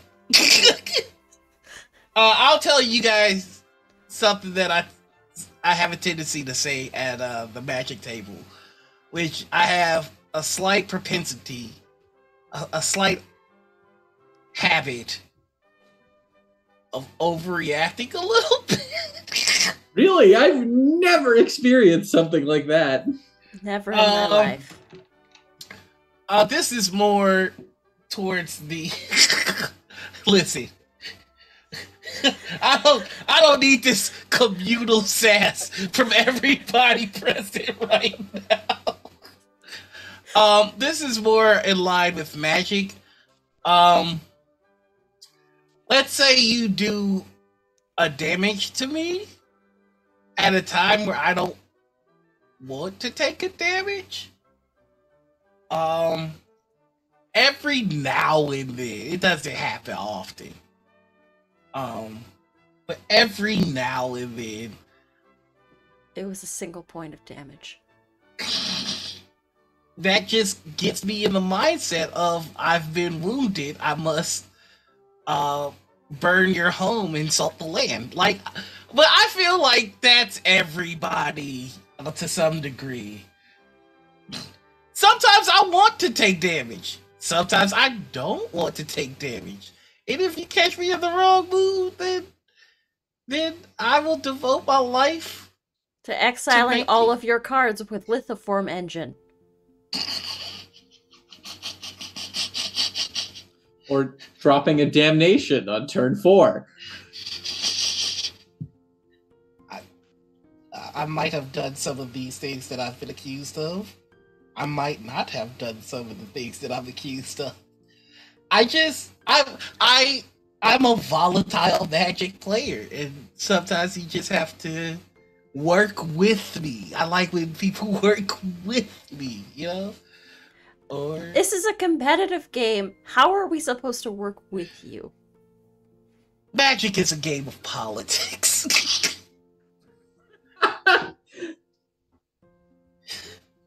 Magic is a game of politics, and if you've been at a Magic table, you know that this is true, right?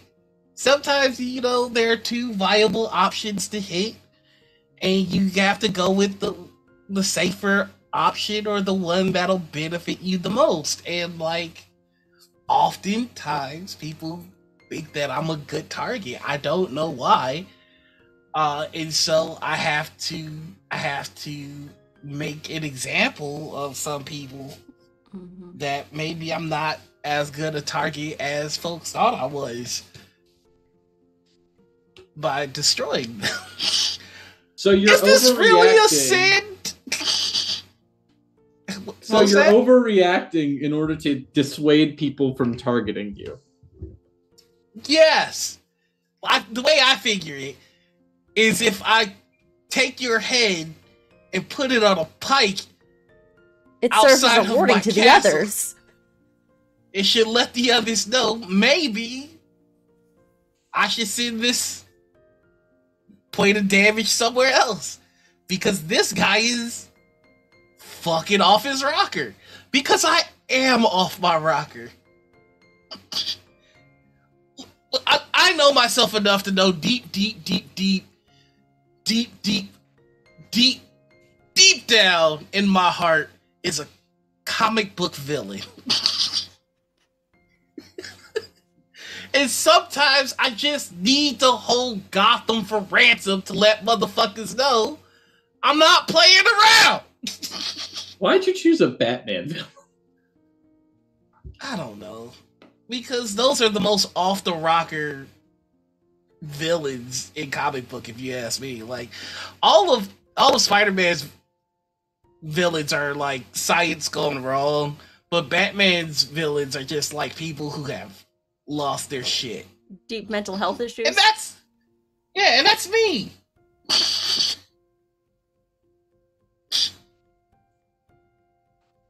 So that's my sin. I don't think it's a major one. I'm working on it. I try to be more peaceful when I play Magic. I've recently built a deck that's mainly defensive. Doesn't really do anything unless you do something to me first. It's a good time.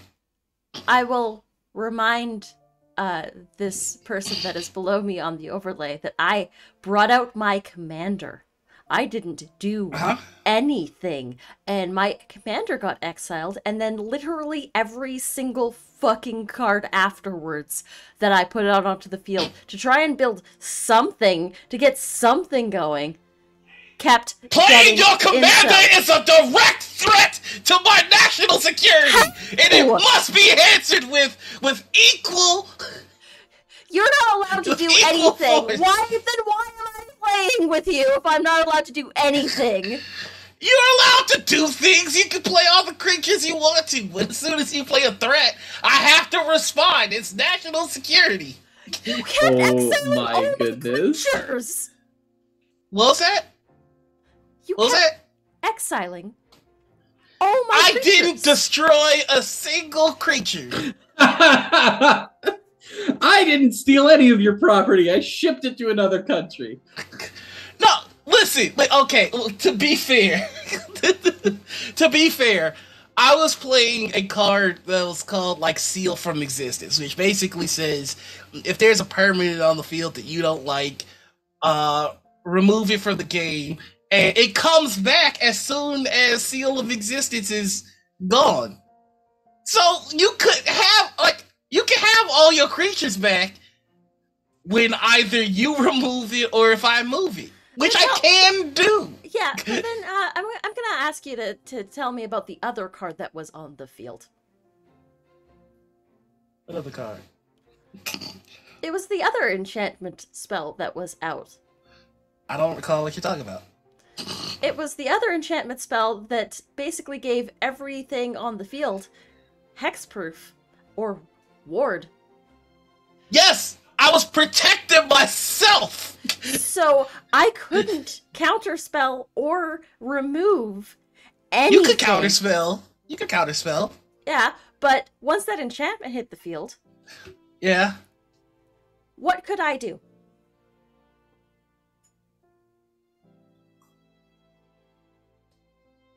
You could have petitioned your congressperson to send out a request to have your property brought back to you.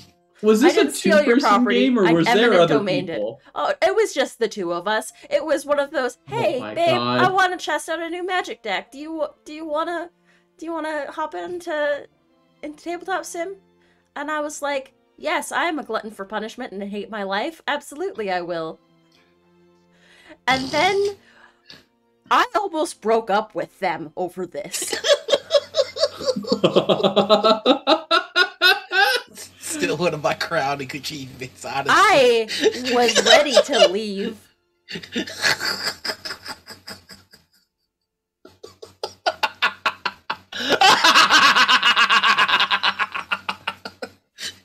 I think at one point the words were, "Fuck you, I scoop." You know, I'm sick of y'all making me out to be the bad guy here. I played a deck that was defensive in nature. Tell me about the shrines. Huh? Tell me about the shrines. Is this a shrine deck? Yep. Yes, I made a shrine deck. Oh god. Those things are not defensive. I don't know what the fuck you're talking about. They say you may! You don't have to use the shrine's abilities. They say you may! It is simply acquiring weapons for national defense. And then tell me about how everything that you put onto the battlefield was free.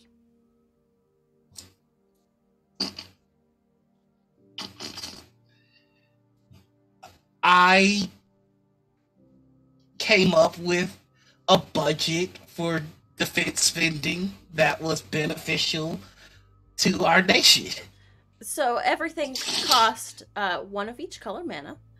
Uh-huh. And then you played a card that made everything cost less. Not one everything. Of each color Not of everything. Mana. Just enchantments. And I'm just gonna ask real quickly, how much of that deck is enchantments?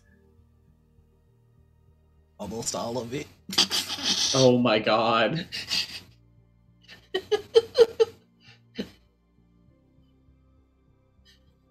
It was worse than the mill deck.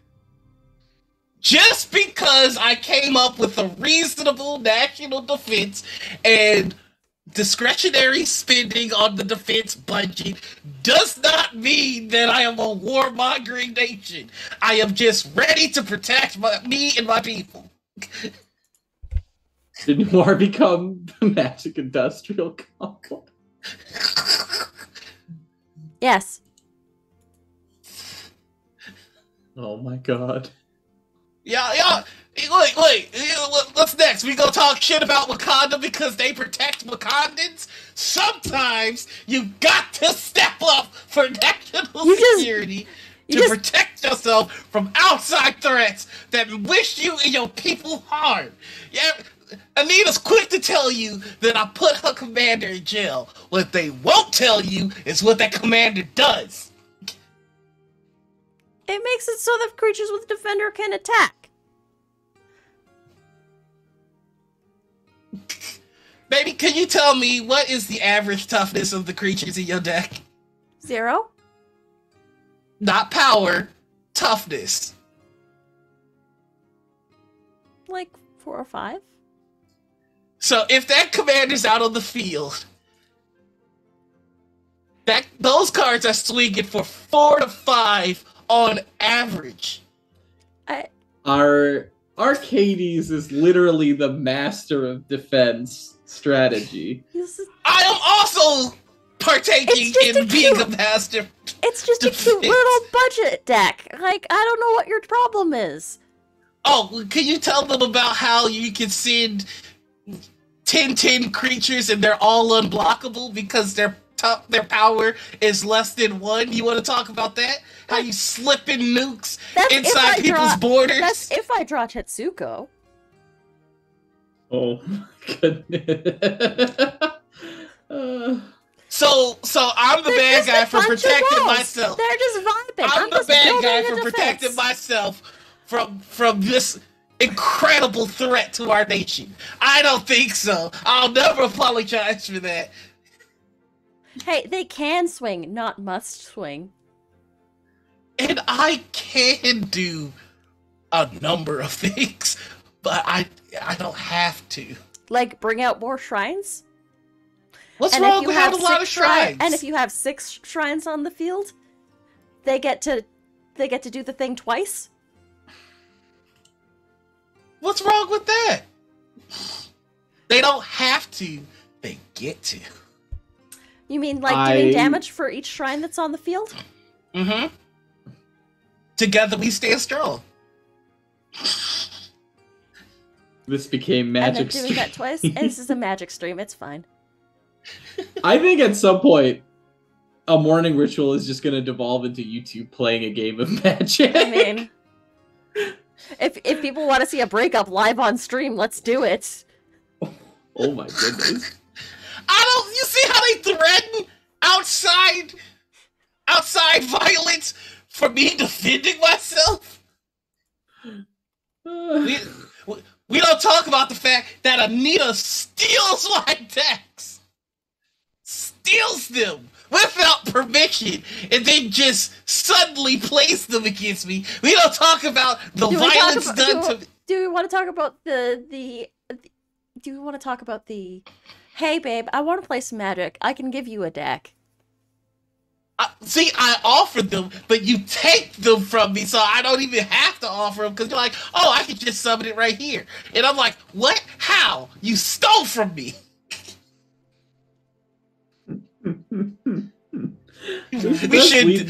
We should do an MTG stream. We should do an idea that Dee and I talked about one time of MTG, but as like a TTRPG. You start with a Poffer deck, and then you slowly add commander cards into the deck over time. And you, like, play it as if it's, like, the Yu-Gi-Oh! Anime. Yeah, that's what we were doing the other night. We were acting, we were in character, like we were in an episode of Yu-Gi-Oh! It was born from that bit, because when I would play with Darby and Dee, we would do that all the time. And Dee is so good at the voice. Yeah. I need to play with Dee. It's been a while. But chat, let me know. You've heard all the evidence. Whose side are you on this? Like, who's the bad guy? And why is it Anita?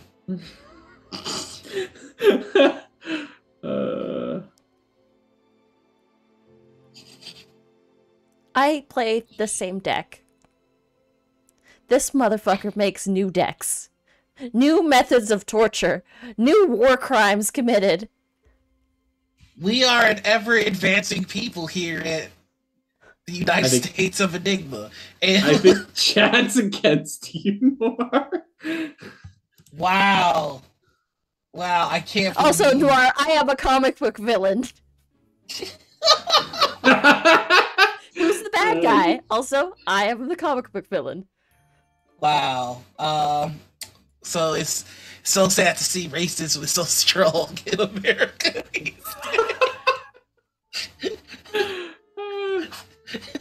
Everybody who voted for Anita, you gain a point of racism. A point of racism. Anita innocence. Wow. Is that what they're changing exhaustion to in 1D&D? You know what? With Watsy's track record, I wouldn't be surprised if racism becomes a stat. Yeah, that depressed everybody. I think I made an offhand comment like 2 months before no, not even 2, a month before the OGL drama. Like, I can't wait to see Watsy's definitely gonna fuck up soon or something like to that effect. And I just remember someone who was working for Watsy at the time just staring off into the middle distance. Honestly, like that, it's kind of fun to guess what the next major fuck up in the TTRPG scene is, because it's always something so outlandish. Like, never in a million years would I have guessed Pinkertons. So it's just like, shoot for the moon at this point. Like, at some point, I think the Pope is going to get involved. Like, Watsy does something against the Pope. Like, Watsy kicks the Pope. Against the Pope? Yeah, that's right. Interesting. I think the next drama is Watsy's going to be found to use, like... Oh no, that already happened.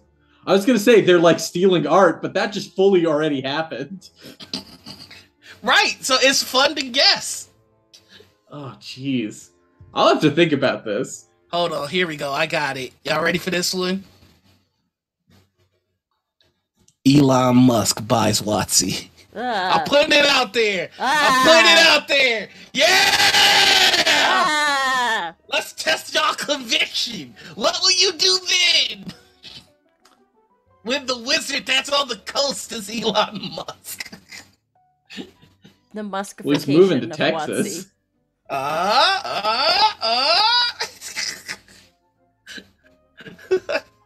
Yeah, I think that's what firmly plants the grave. And you know, if he did, he'd make himself a commander that's broken as shit. Ugh. Yeah. I need to work on a new deck. Yeah, me too. You two are just staring at each. I feel like, should I go? Like, do you two need a moment? My next deck is gonna be slivers, you fucking asshole. What if I make the sliver deck first? And we'll see which one's better, you fucking dickhead. And by the way, I just want you to know, most sliver cards say all slivers get it, even your opponent's slivers, so I can't wait to fuck your shit. Yeah. Guess what? 2 can play at that game, motherfucker.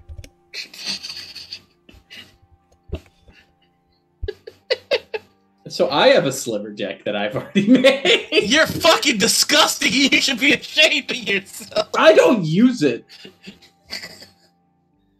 There's, you know, there are some people that are like, some decks are broken and shouldn't be played. Like, wah, slivers. I say bring it all on. Let's bring the fucking chaos. Let's bring the fucking noise.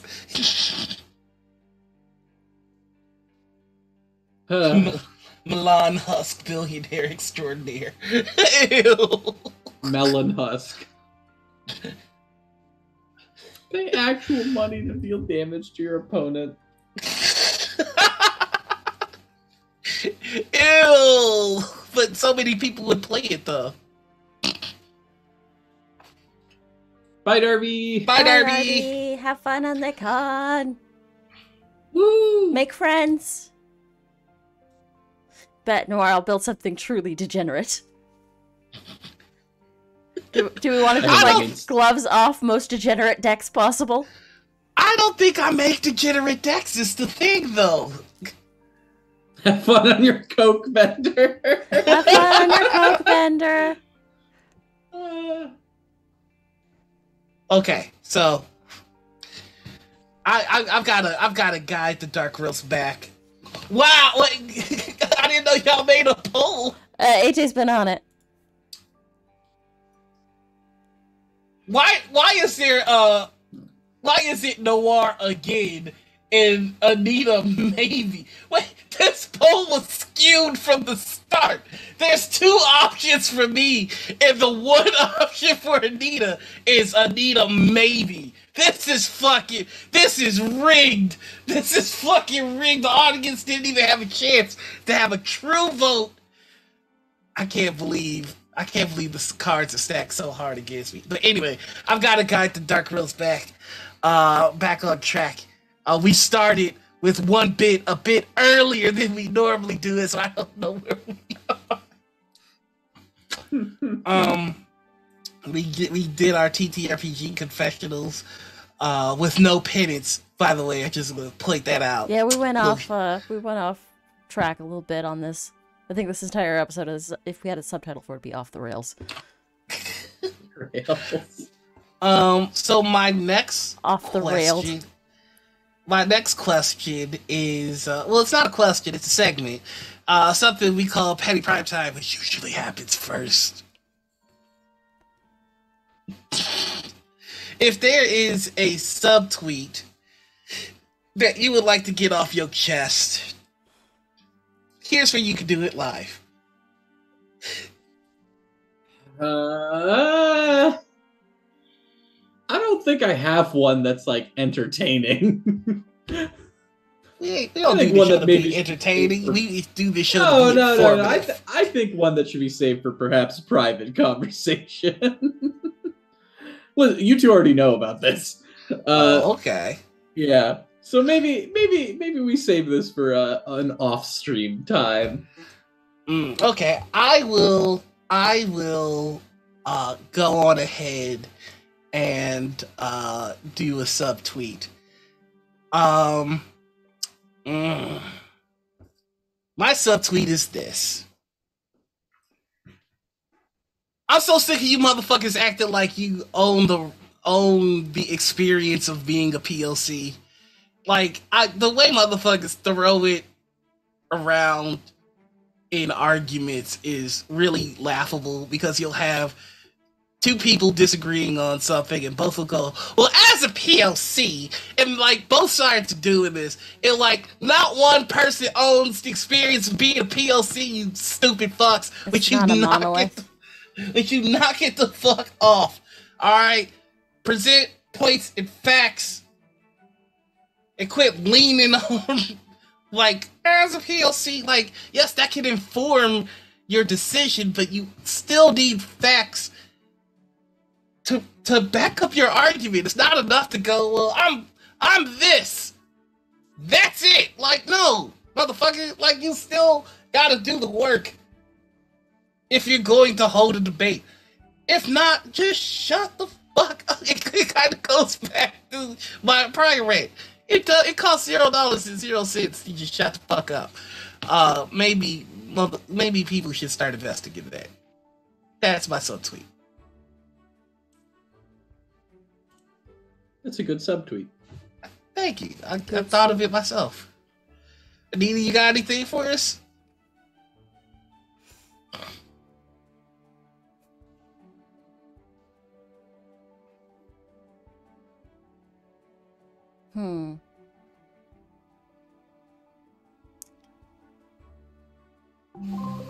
Oh, stuff showed up.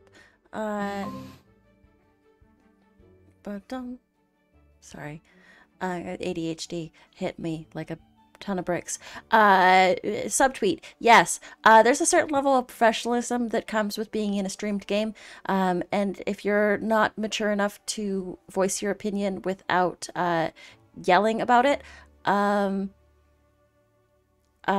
yelling at people about it, maybe you need to rethink. Ooh, a positive subtweet. Positive subtweet. I'll do a positive. I don't have that. Hell yeah! I really don't have beef with people, so this is a hard question, but I can do a positive one for sure. See, my positives, but see, the problem with this is my positive subtweets aren't subtweets. I just tell people directly. But fuck it. And also, I kind of do that for the community spotlight. But no, fuck it. I'll do it. There was a tweet put out yesterday by Jesse Jaredick of him and his partner dressed as Superman and Wonder Woman, and it's no secret that I am a huge Superman fan, and Jesse Jaredick did a superb cosplay of Superman, and I've only had a few limited interactions with Jesse, but the dude is kind, patient, understanding, and like I said, the interactions I've had with him were when we were both on two very different sides of an argument, and he made the effort to reach out first to have the conversation. And I don't know, that experience with seeing him in that costume, it felt as close to having a conversation with Clark Kent as one could, and it was just a really it was like a nice moment in the midst of a lot of shit. One of the things I love most about Superman is that he's unlike other superheroes in the fact that the drama with Superman is not can he do whatever he needs to do, it's how much can he do. He's a guy that can do any one thing, but he can't do everything. That is the drama of Superman. And so somebody like that has to be understanding to a point. And to see a cosplayer cosplay one of my favorite heroes, and then to share that aspect of my favorite heroes was very heartwarming. It was a very good experience. So that is my not so very subtweet that I'm gonna share. That's my positive one. Mine is, some people are very, very patient with me, especially when I am not good about responding, and I very much appreciate that about some people.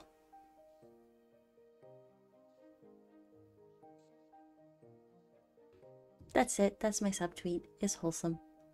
I have a baby. His name is Watson. I shall kiss him. Blah. Got yourself a wholesome subtweet. I'm thinking of wording this in a way that doesn't, because I think the point is to not make it immediately obvious. Okay. There are a few people in this space who are endless beacons of like wholesome positivity I kiss him. that I think do not get the respect they deserve and really should. And these are people who I think really deserve a lot more in the space than they have, and they should get that spot. They should definitely have the opportunity. And because it's so easy to try and just be crabs in a bucket and drag other people down, especially when these people have hurt you. But for people who have the restraint to not fire back and blow up people's spot and just try and do their best on their own, they have every right to. And I would support these people if they wanted to blast off these tweets, and I'd like everyone in that thread. But people who show that restraint and understand that there's no need for it, that gets a lot of respect from me. Okay, I rock with that. I feel a bit bad from going from like that positivity to if you've been in the TTRPG space for long enough, you probably have the experience of playing with that guy, which is a veritable black hole of fun at the table. Somebody that if they were yeeted into the sun, your experience at the table would increase tenfold. So, why? The moment that we have all been waiting for. You have a bad guy story for us. Oh, I have two, and I would like to pose which one you all would like to hear. One where I was the GM, or one where the GM was that guy.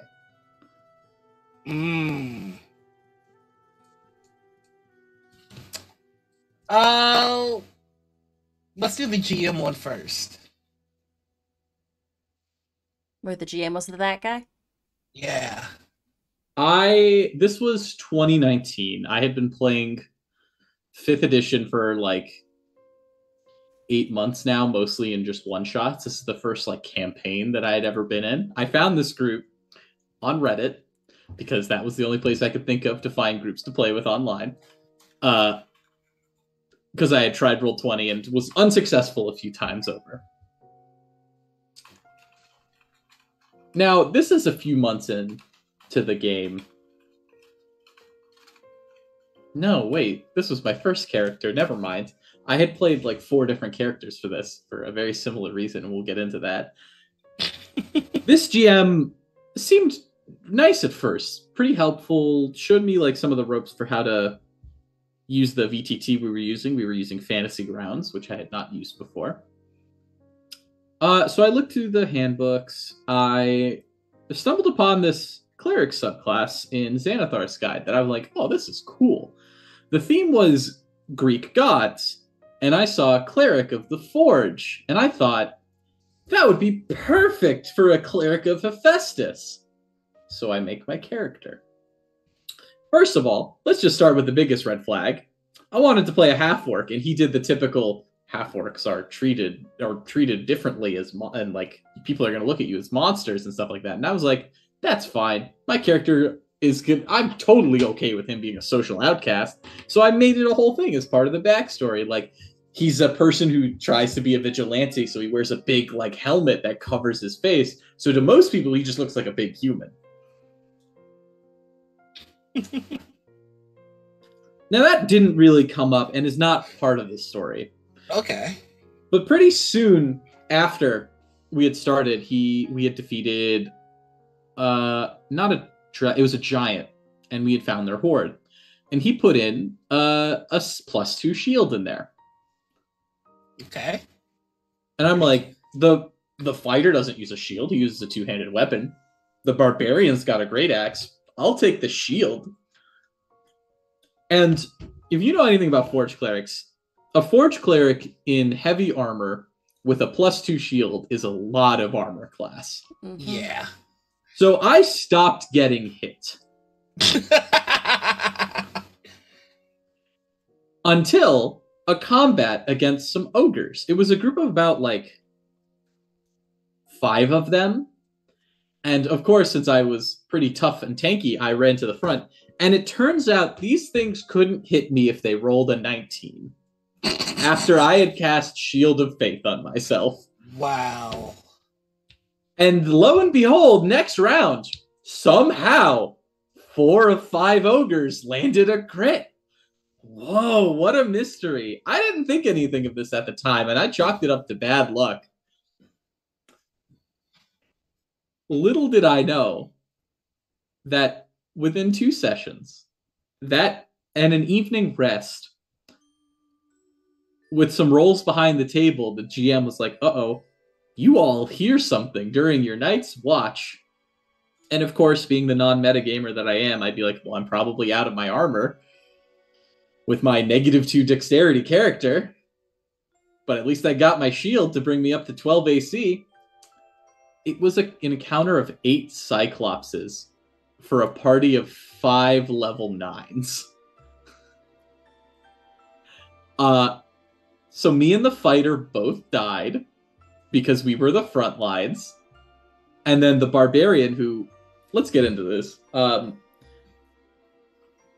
Respect to the barbarian player, she didn't do anything wrong in this, but it was very clearly an example of DM favoring the woman of the group because they're horny. Because she had crazy homebrew magic items, a really powerful like magic axe that had a curse, but the drawback never affected her because it was the Berserker's axe, so she just sliced through and killed people.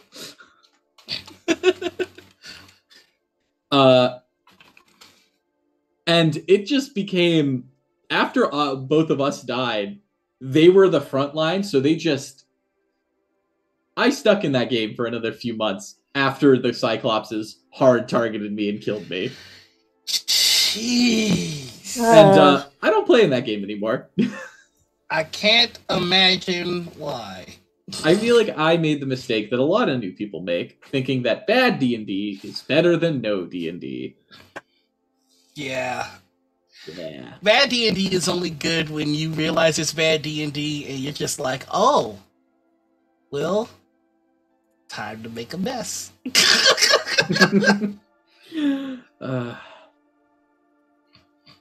Jeez, that's fucked. It was. No, wait. That cleric was my second character, because the barbarian's axe actually killed my first one. It sounds like you had a blast in this game. I mean, it was fun whenever I managed to get one over on the DM. We fell into a giant ant nest, and luckily, I played a ranger next, because as my third character. We'll get into the fourth is not even part of this story.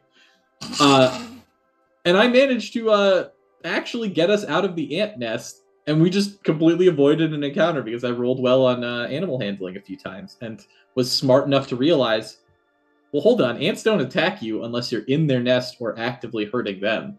And we managed to just get away. I'll let you out. Oh, okay, what's your other story? Because now I'm curious. The other one is a little less tame, but this killed an entire campaign for me. I was running an online campaign in Tabletop Simulator for a few of my friends from high school. And I'm still friends with this person, but I will never run another TTRPG for them again. Ooh, okay. I had been having trouble scheduling this time, and we managed to finally get a session on the books after a couple of months, because people were like, it was school, college, all that stuff. I had people come in, and this person was kind of new to TTRPGs, but that's not the point of what they did. This was the session where we were going to, introduce them more fully, because they had joined the last session in the middle of combat, and this one was kind of their, first moment to RP and talk about it. And we had went over their backstory quite a bit, which they apparently had forgotten and didn't decide to read up on when the session started. So they just when someone asked them their name, they just said, I don't know. So the party nicknamed them IDK, because they were a Warforged, right? This kind of sounds like a robotic name. And then while we're playing at some point, they get into another encounter, and initiatives rolled. They rolled poorly, so they go a little later in the initiative. The rounds go by. Their turn comes up. They do something simple, like they walk up and they make a weapon attack. It's level 4. Then we do the next round of combat, and it's their turn again. And to be fair, partially this is my fault because I wasn't making sure everyone was engaged. I was new to GMing. This was also 2018, 2019. Okay. And we didn't have cameras on, so I couldn't see people's faces. And I say, all right, IDK, it's your turn. And they don't respond. IDK, it's your turn. No response. So I say their name. No response. Someone says they're probably in the bathroom. I say, okay, we'll just come back to their turn later. So we continue with combat. Next round, not there. So we continue with combat. The encounter's finished. They don't come back until the end of session. What? Because they had left to go watch the Super Bowl on their couch.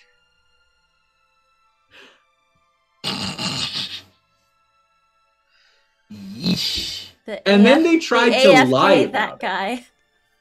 They tried to claim, no, I just got up. I was here the whole time.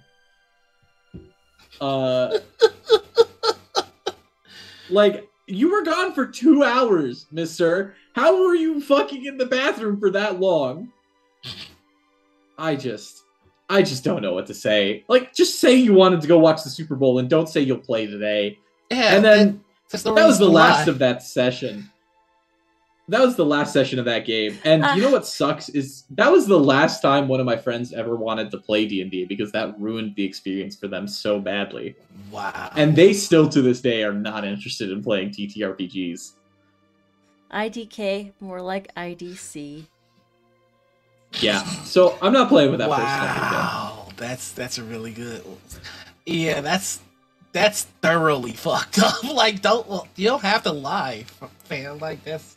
If you didn't feel like playing, you could just say you didn't feel like playing. Well, no, they were very like they said later they wanted to play more. They wanted to keep playing TTRPGs, but I said no.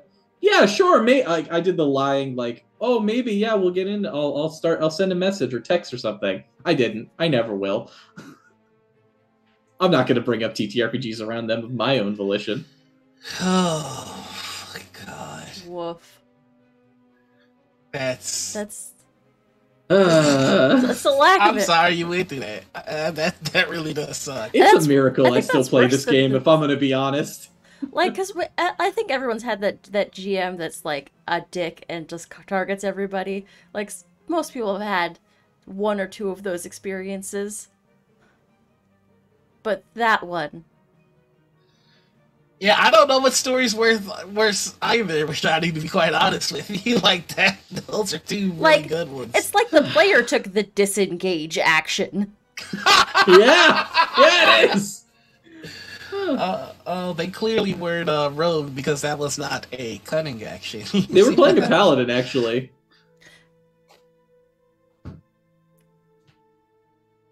I'm more offended by the second one. Me too. As a GM, I'm more offended by the second one as well. Because of this character, I wrote like 4 or 5 pages of like Warforged to integrate them into my world just so they could play one.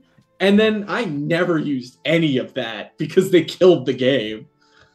And like I thought it was pretty interesting, the stuff I wrote. And no one has played a Warforged since, and I've never been able to use that lore, and I'm very sad because I think it was pretty cool, especially for earlier writing, because this is like that's the first long campaign I had ran. That is the worst part, is that you invested time and world building into making sure that they would be able to play in the game.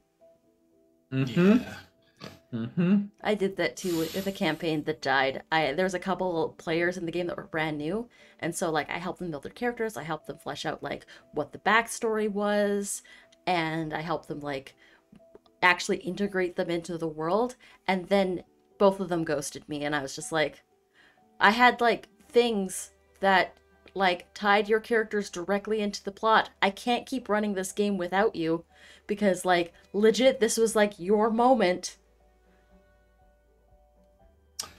Yeah, there's a character that I was so invested in that I wrote out a whole backstory. I wrote out their culture. I wrote out their traditions, their maturation traditions. I connected it to the lore of Forgotten Realms. I even wrote a folklore song that they sing that explains their tradition and history. And it was a game I had to walk away from it. I was very upsetty spaghetti. I kind of feel like every game that I've been on where I've gone the extra mile to like make music for it has ended horribly. So like I just don't make music for games anymore, which used to be a big thing that I used to do, but I stopped it. But yeah, it really does suck when your hard work is just ignored. So, yeah, I feel that. Yeah, that was gonna be a fun campaign. There was a whole bunch of things.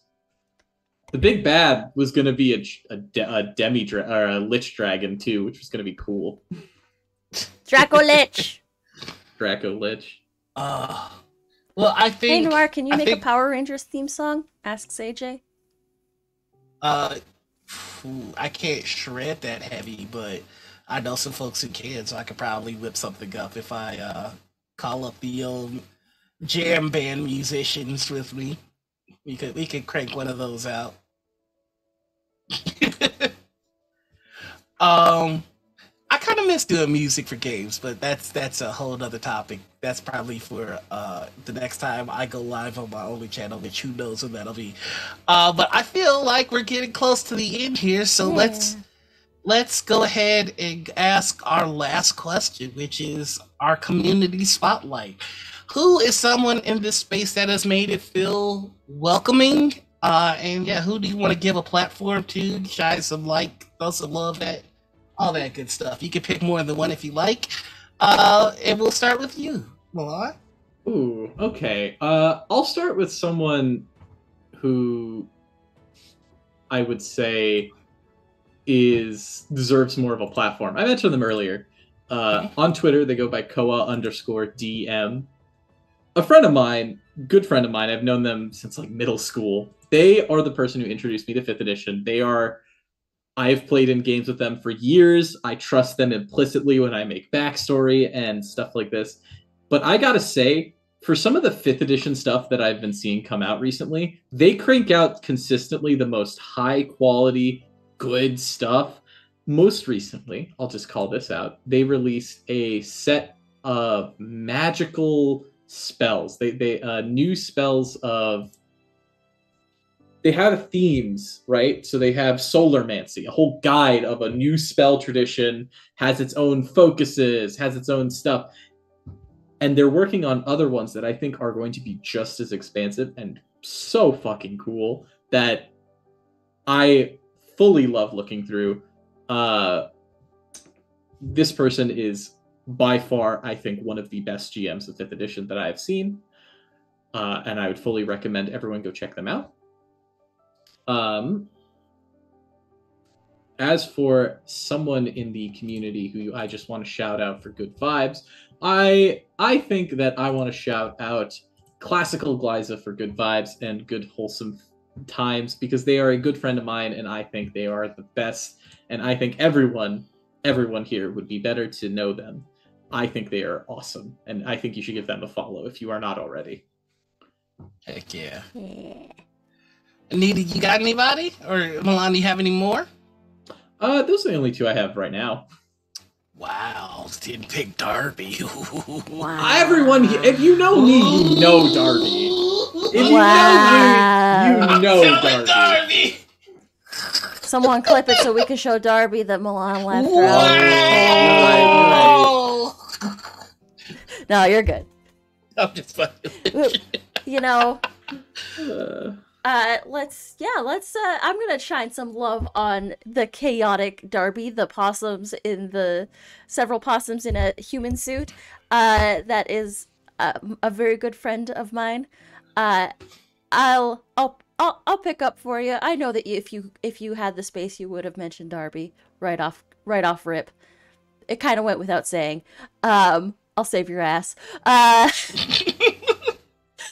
Darby is an incredible collaborator and wonderful human being, and has actually helped us with this project that we're working on, and is just like, we stayed up and we co-wrote like pages upon pages for this thing that we're working on, and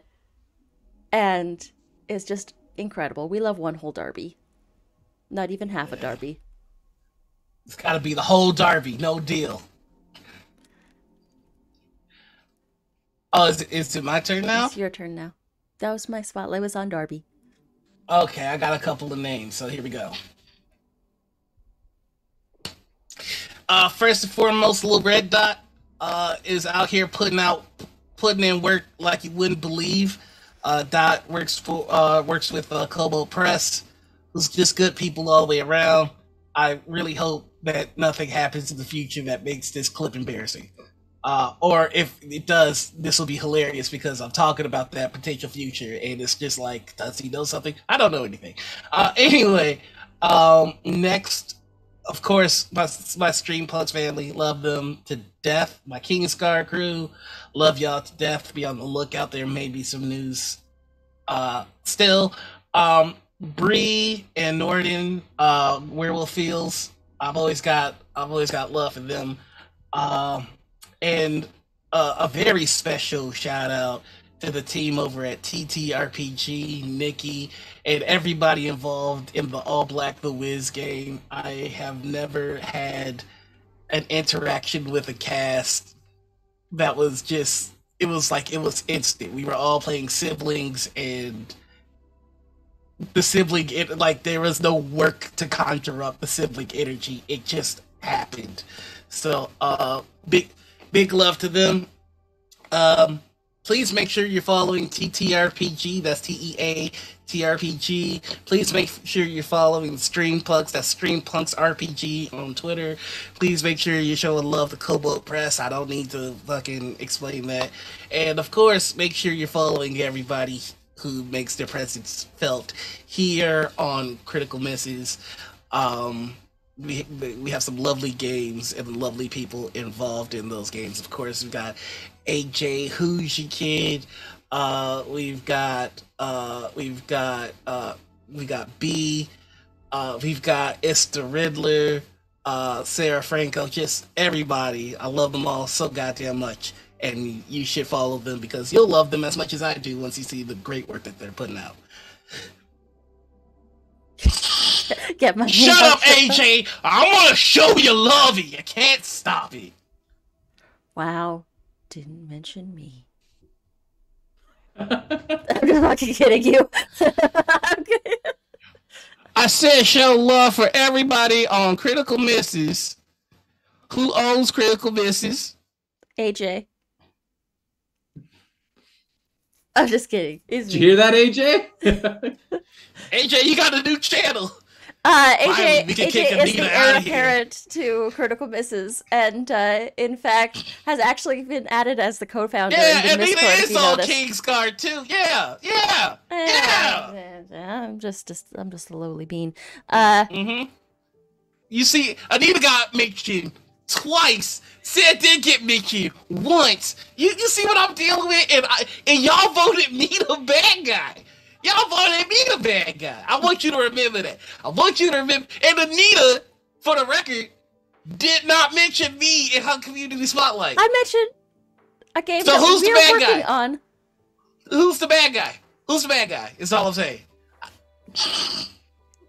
Thank you, Nikki. See, that is not a crime.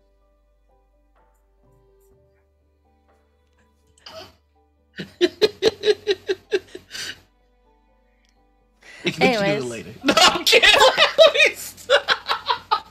that note, everybody, we're gonna go through and we're gonna do our outros before we get the heck out of here. Anita Innocence. Bullshit. Alright, I'll start the outros. Let's get it. Hi, everybody. I'm Noir. You can find me all over the internet as TheNoirEnigma. That's Twitter, Twitch, YouTube, TikTok, and Instagram. Please check out my website, TheNoirEnigma.com. I have some pretty cool-ass merch there. It would help me out immensely if you purchased it. I am out here trying to raise a cat, and it's hard. It's hard being a single father. It's hard being a single father. You can catch me later today on Stella's channel. That is at Stella Luna TV, 8 p.m. Eastern for The Inevitable, which is where we're playing a bunch of sad cowboys. It's going to be a good time. It's me, Black Girl Mage, Edward Spence, Hot Goof, and of course it's being GM'd by the incredible Stella, who's also somebody I'd like to show some love to in my community spotlight. So if you want to see me be a sad cowboy, check it out. I killed the priest. You can find me every Friday evening over at Gen Con TV for Table Takes, where we give you all the most delicious TTRPG news. You can also find me on Dungeons & Dragons. It was supposed to come out yesterday, but I got real high and fell asleep, so it's going to come out as soon as this episode is over. And I do other things. Follow me on Twitter.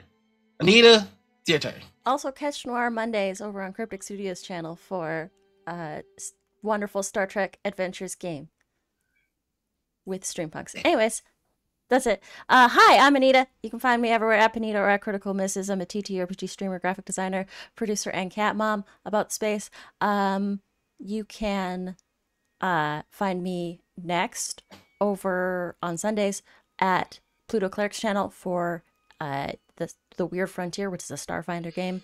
I play a mystic who was a cult member and is now chosen by two gods. Because apparently I rolled too well in this game, and now there is a legend built up around my character. And I don't know what's going on. You can also find me on Tuesdays over on Modifius's channel for a Star Trek game. We're playing Narendra Station, and I'm playing a morally gray business trill who just wants to run their bar, and people keep disappearing and then reappearing and then disappearing and then reappearing.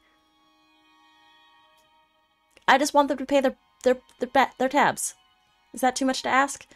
And also you can find me on Table Takes game night occasionally, running things, playing games. That's it. That's all. That's me. Milan, help me.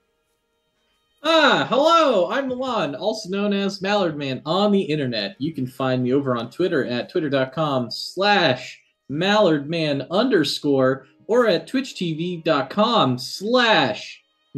twitch.tv, no com, /MallardMan. There's no underscore there. Unfortunately, someone sniped my names 7 years ago on Twitter, and they have not posted since. However, I think it's really funny because that account is kind of comedic. Anyway, you can find me over on various places of the internet. You can particularly find me on my Twitter, where I should be announcing something secret soon. That something secret is that I'm hopefully doing some things on the internet soon that I'm producing myself. That's right. I'm going to start doing stuff. That's it. That's the end of the promo. Follow me on Twitter. Yeah. And that's been our show, everybody. Thank y'all so much for joining us and stopping by and hanging out. We're gonna go and raid. That's a thing that we do on this channel occasionally, right? Who we want to go say hi to? Let's go say hi to. Let's go say hi to Lovely. Let's go say hi to Sam, our lovely stream punk friend. Thank y'all again for joining us and hanging out today. And we'll talk to you again soon. But until next time, the ritual has concluded. Bye, everybody. Love you.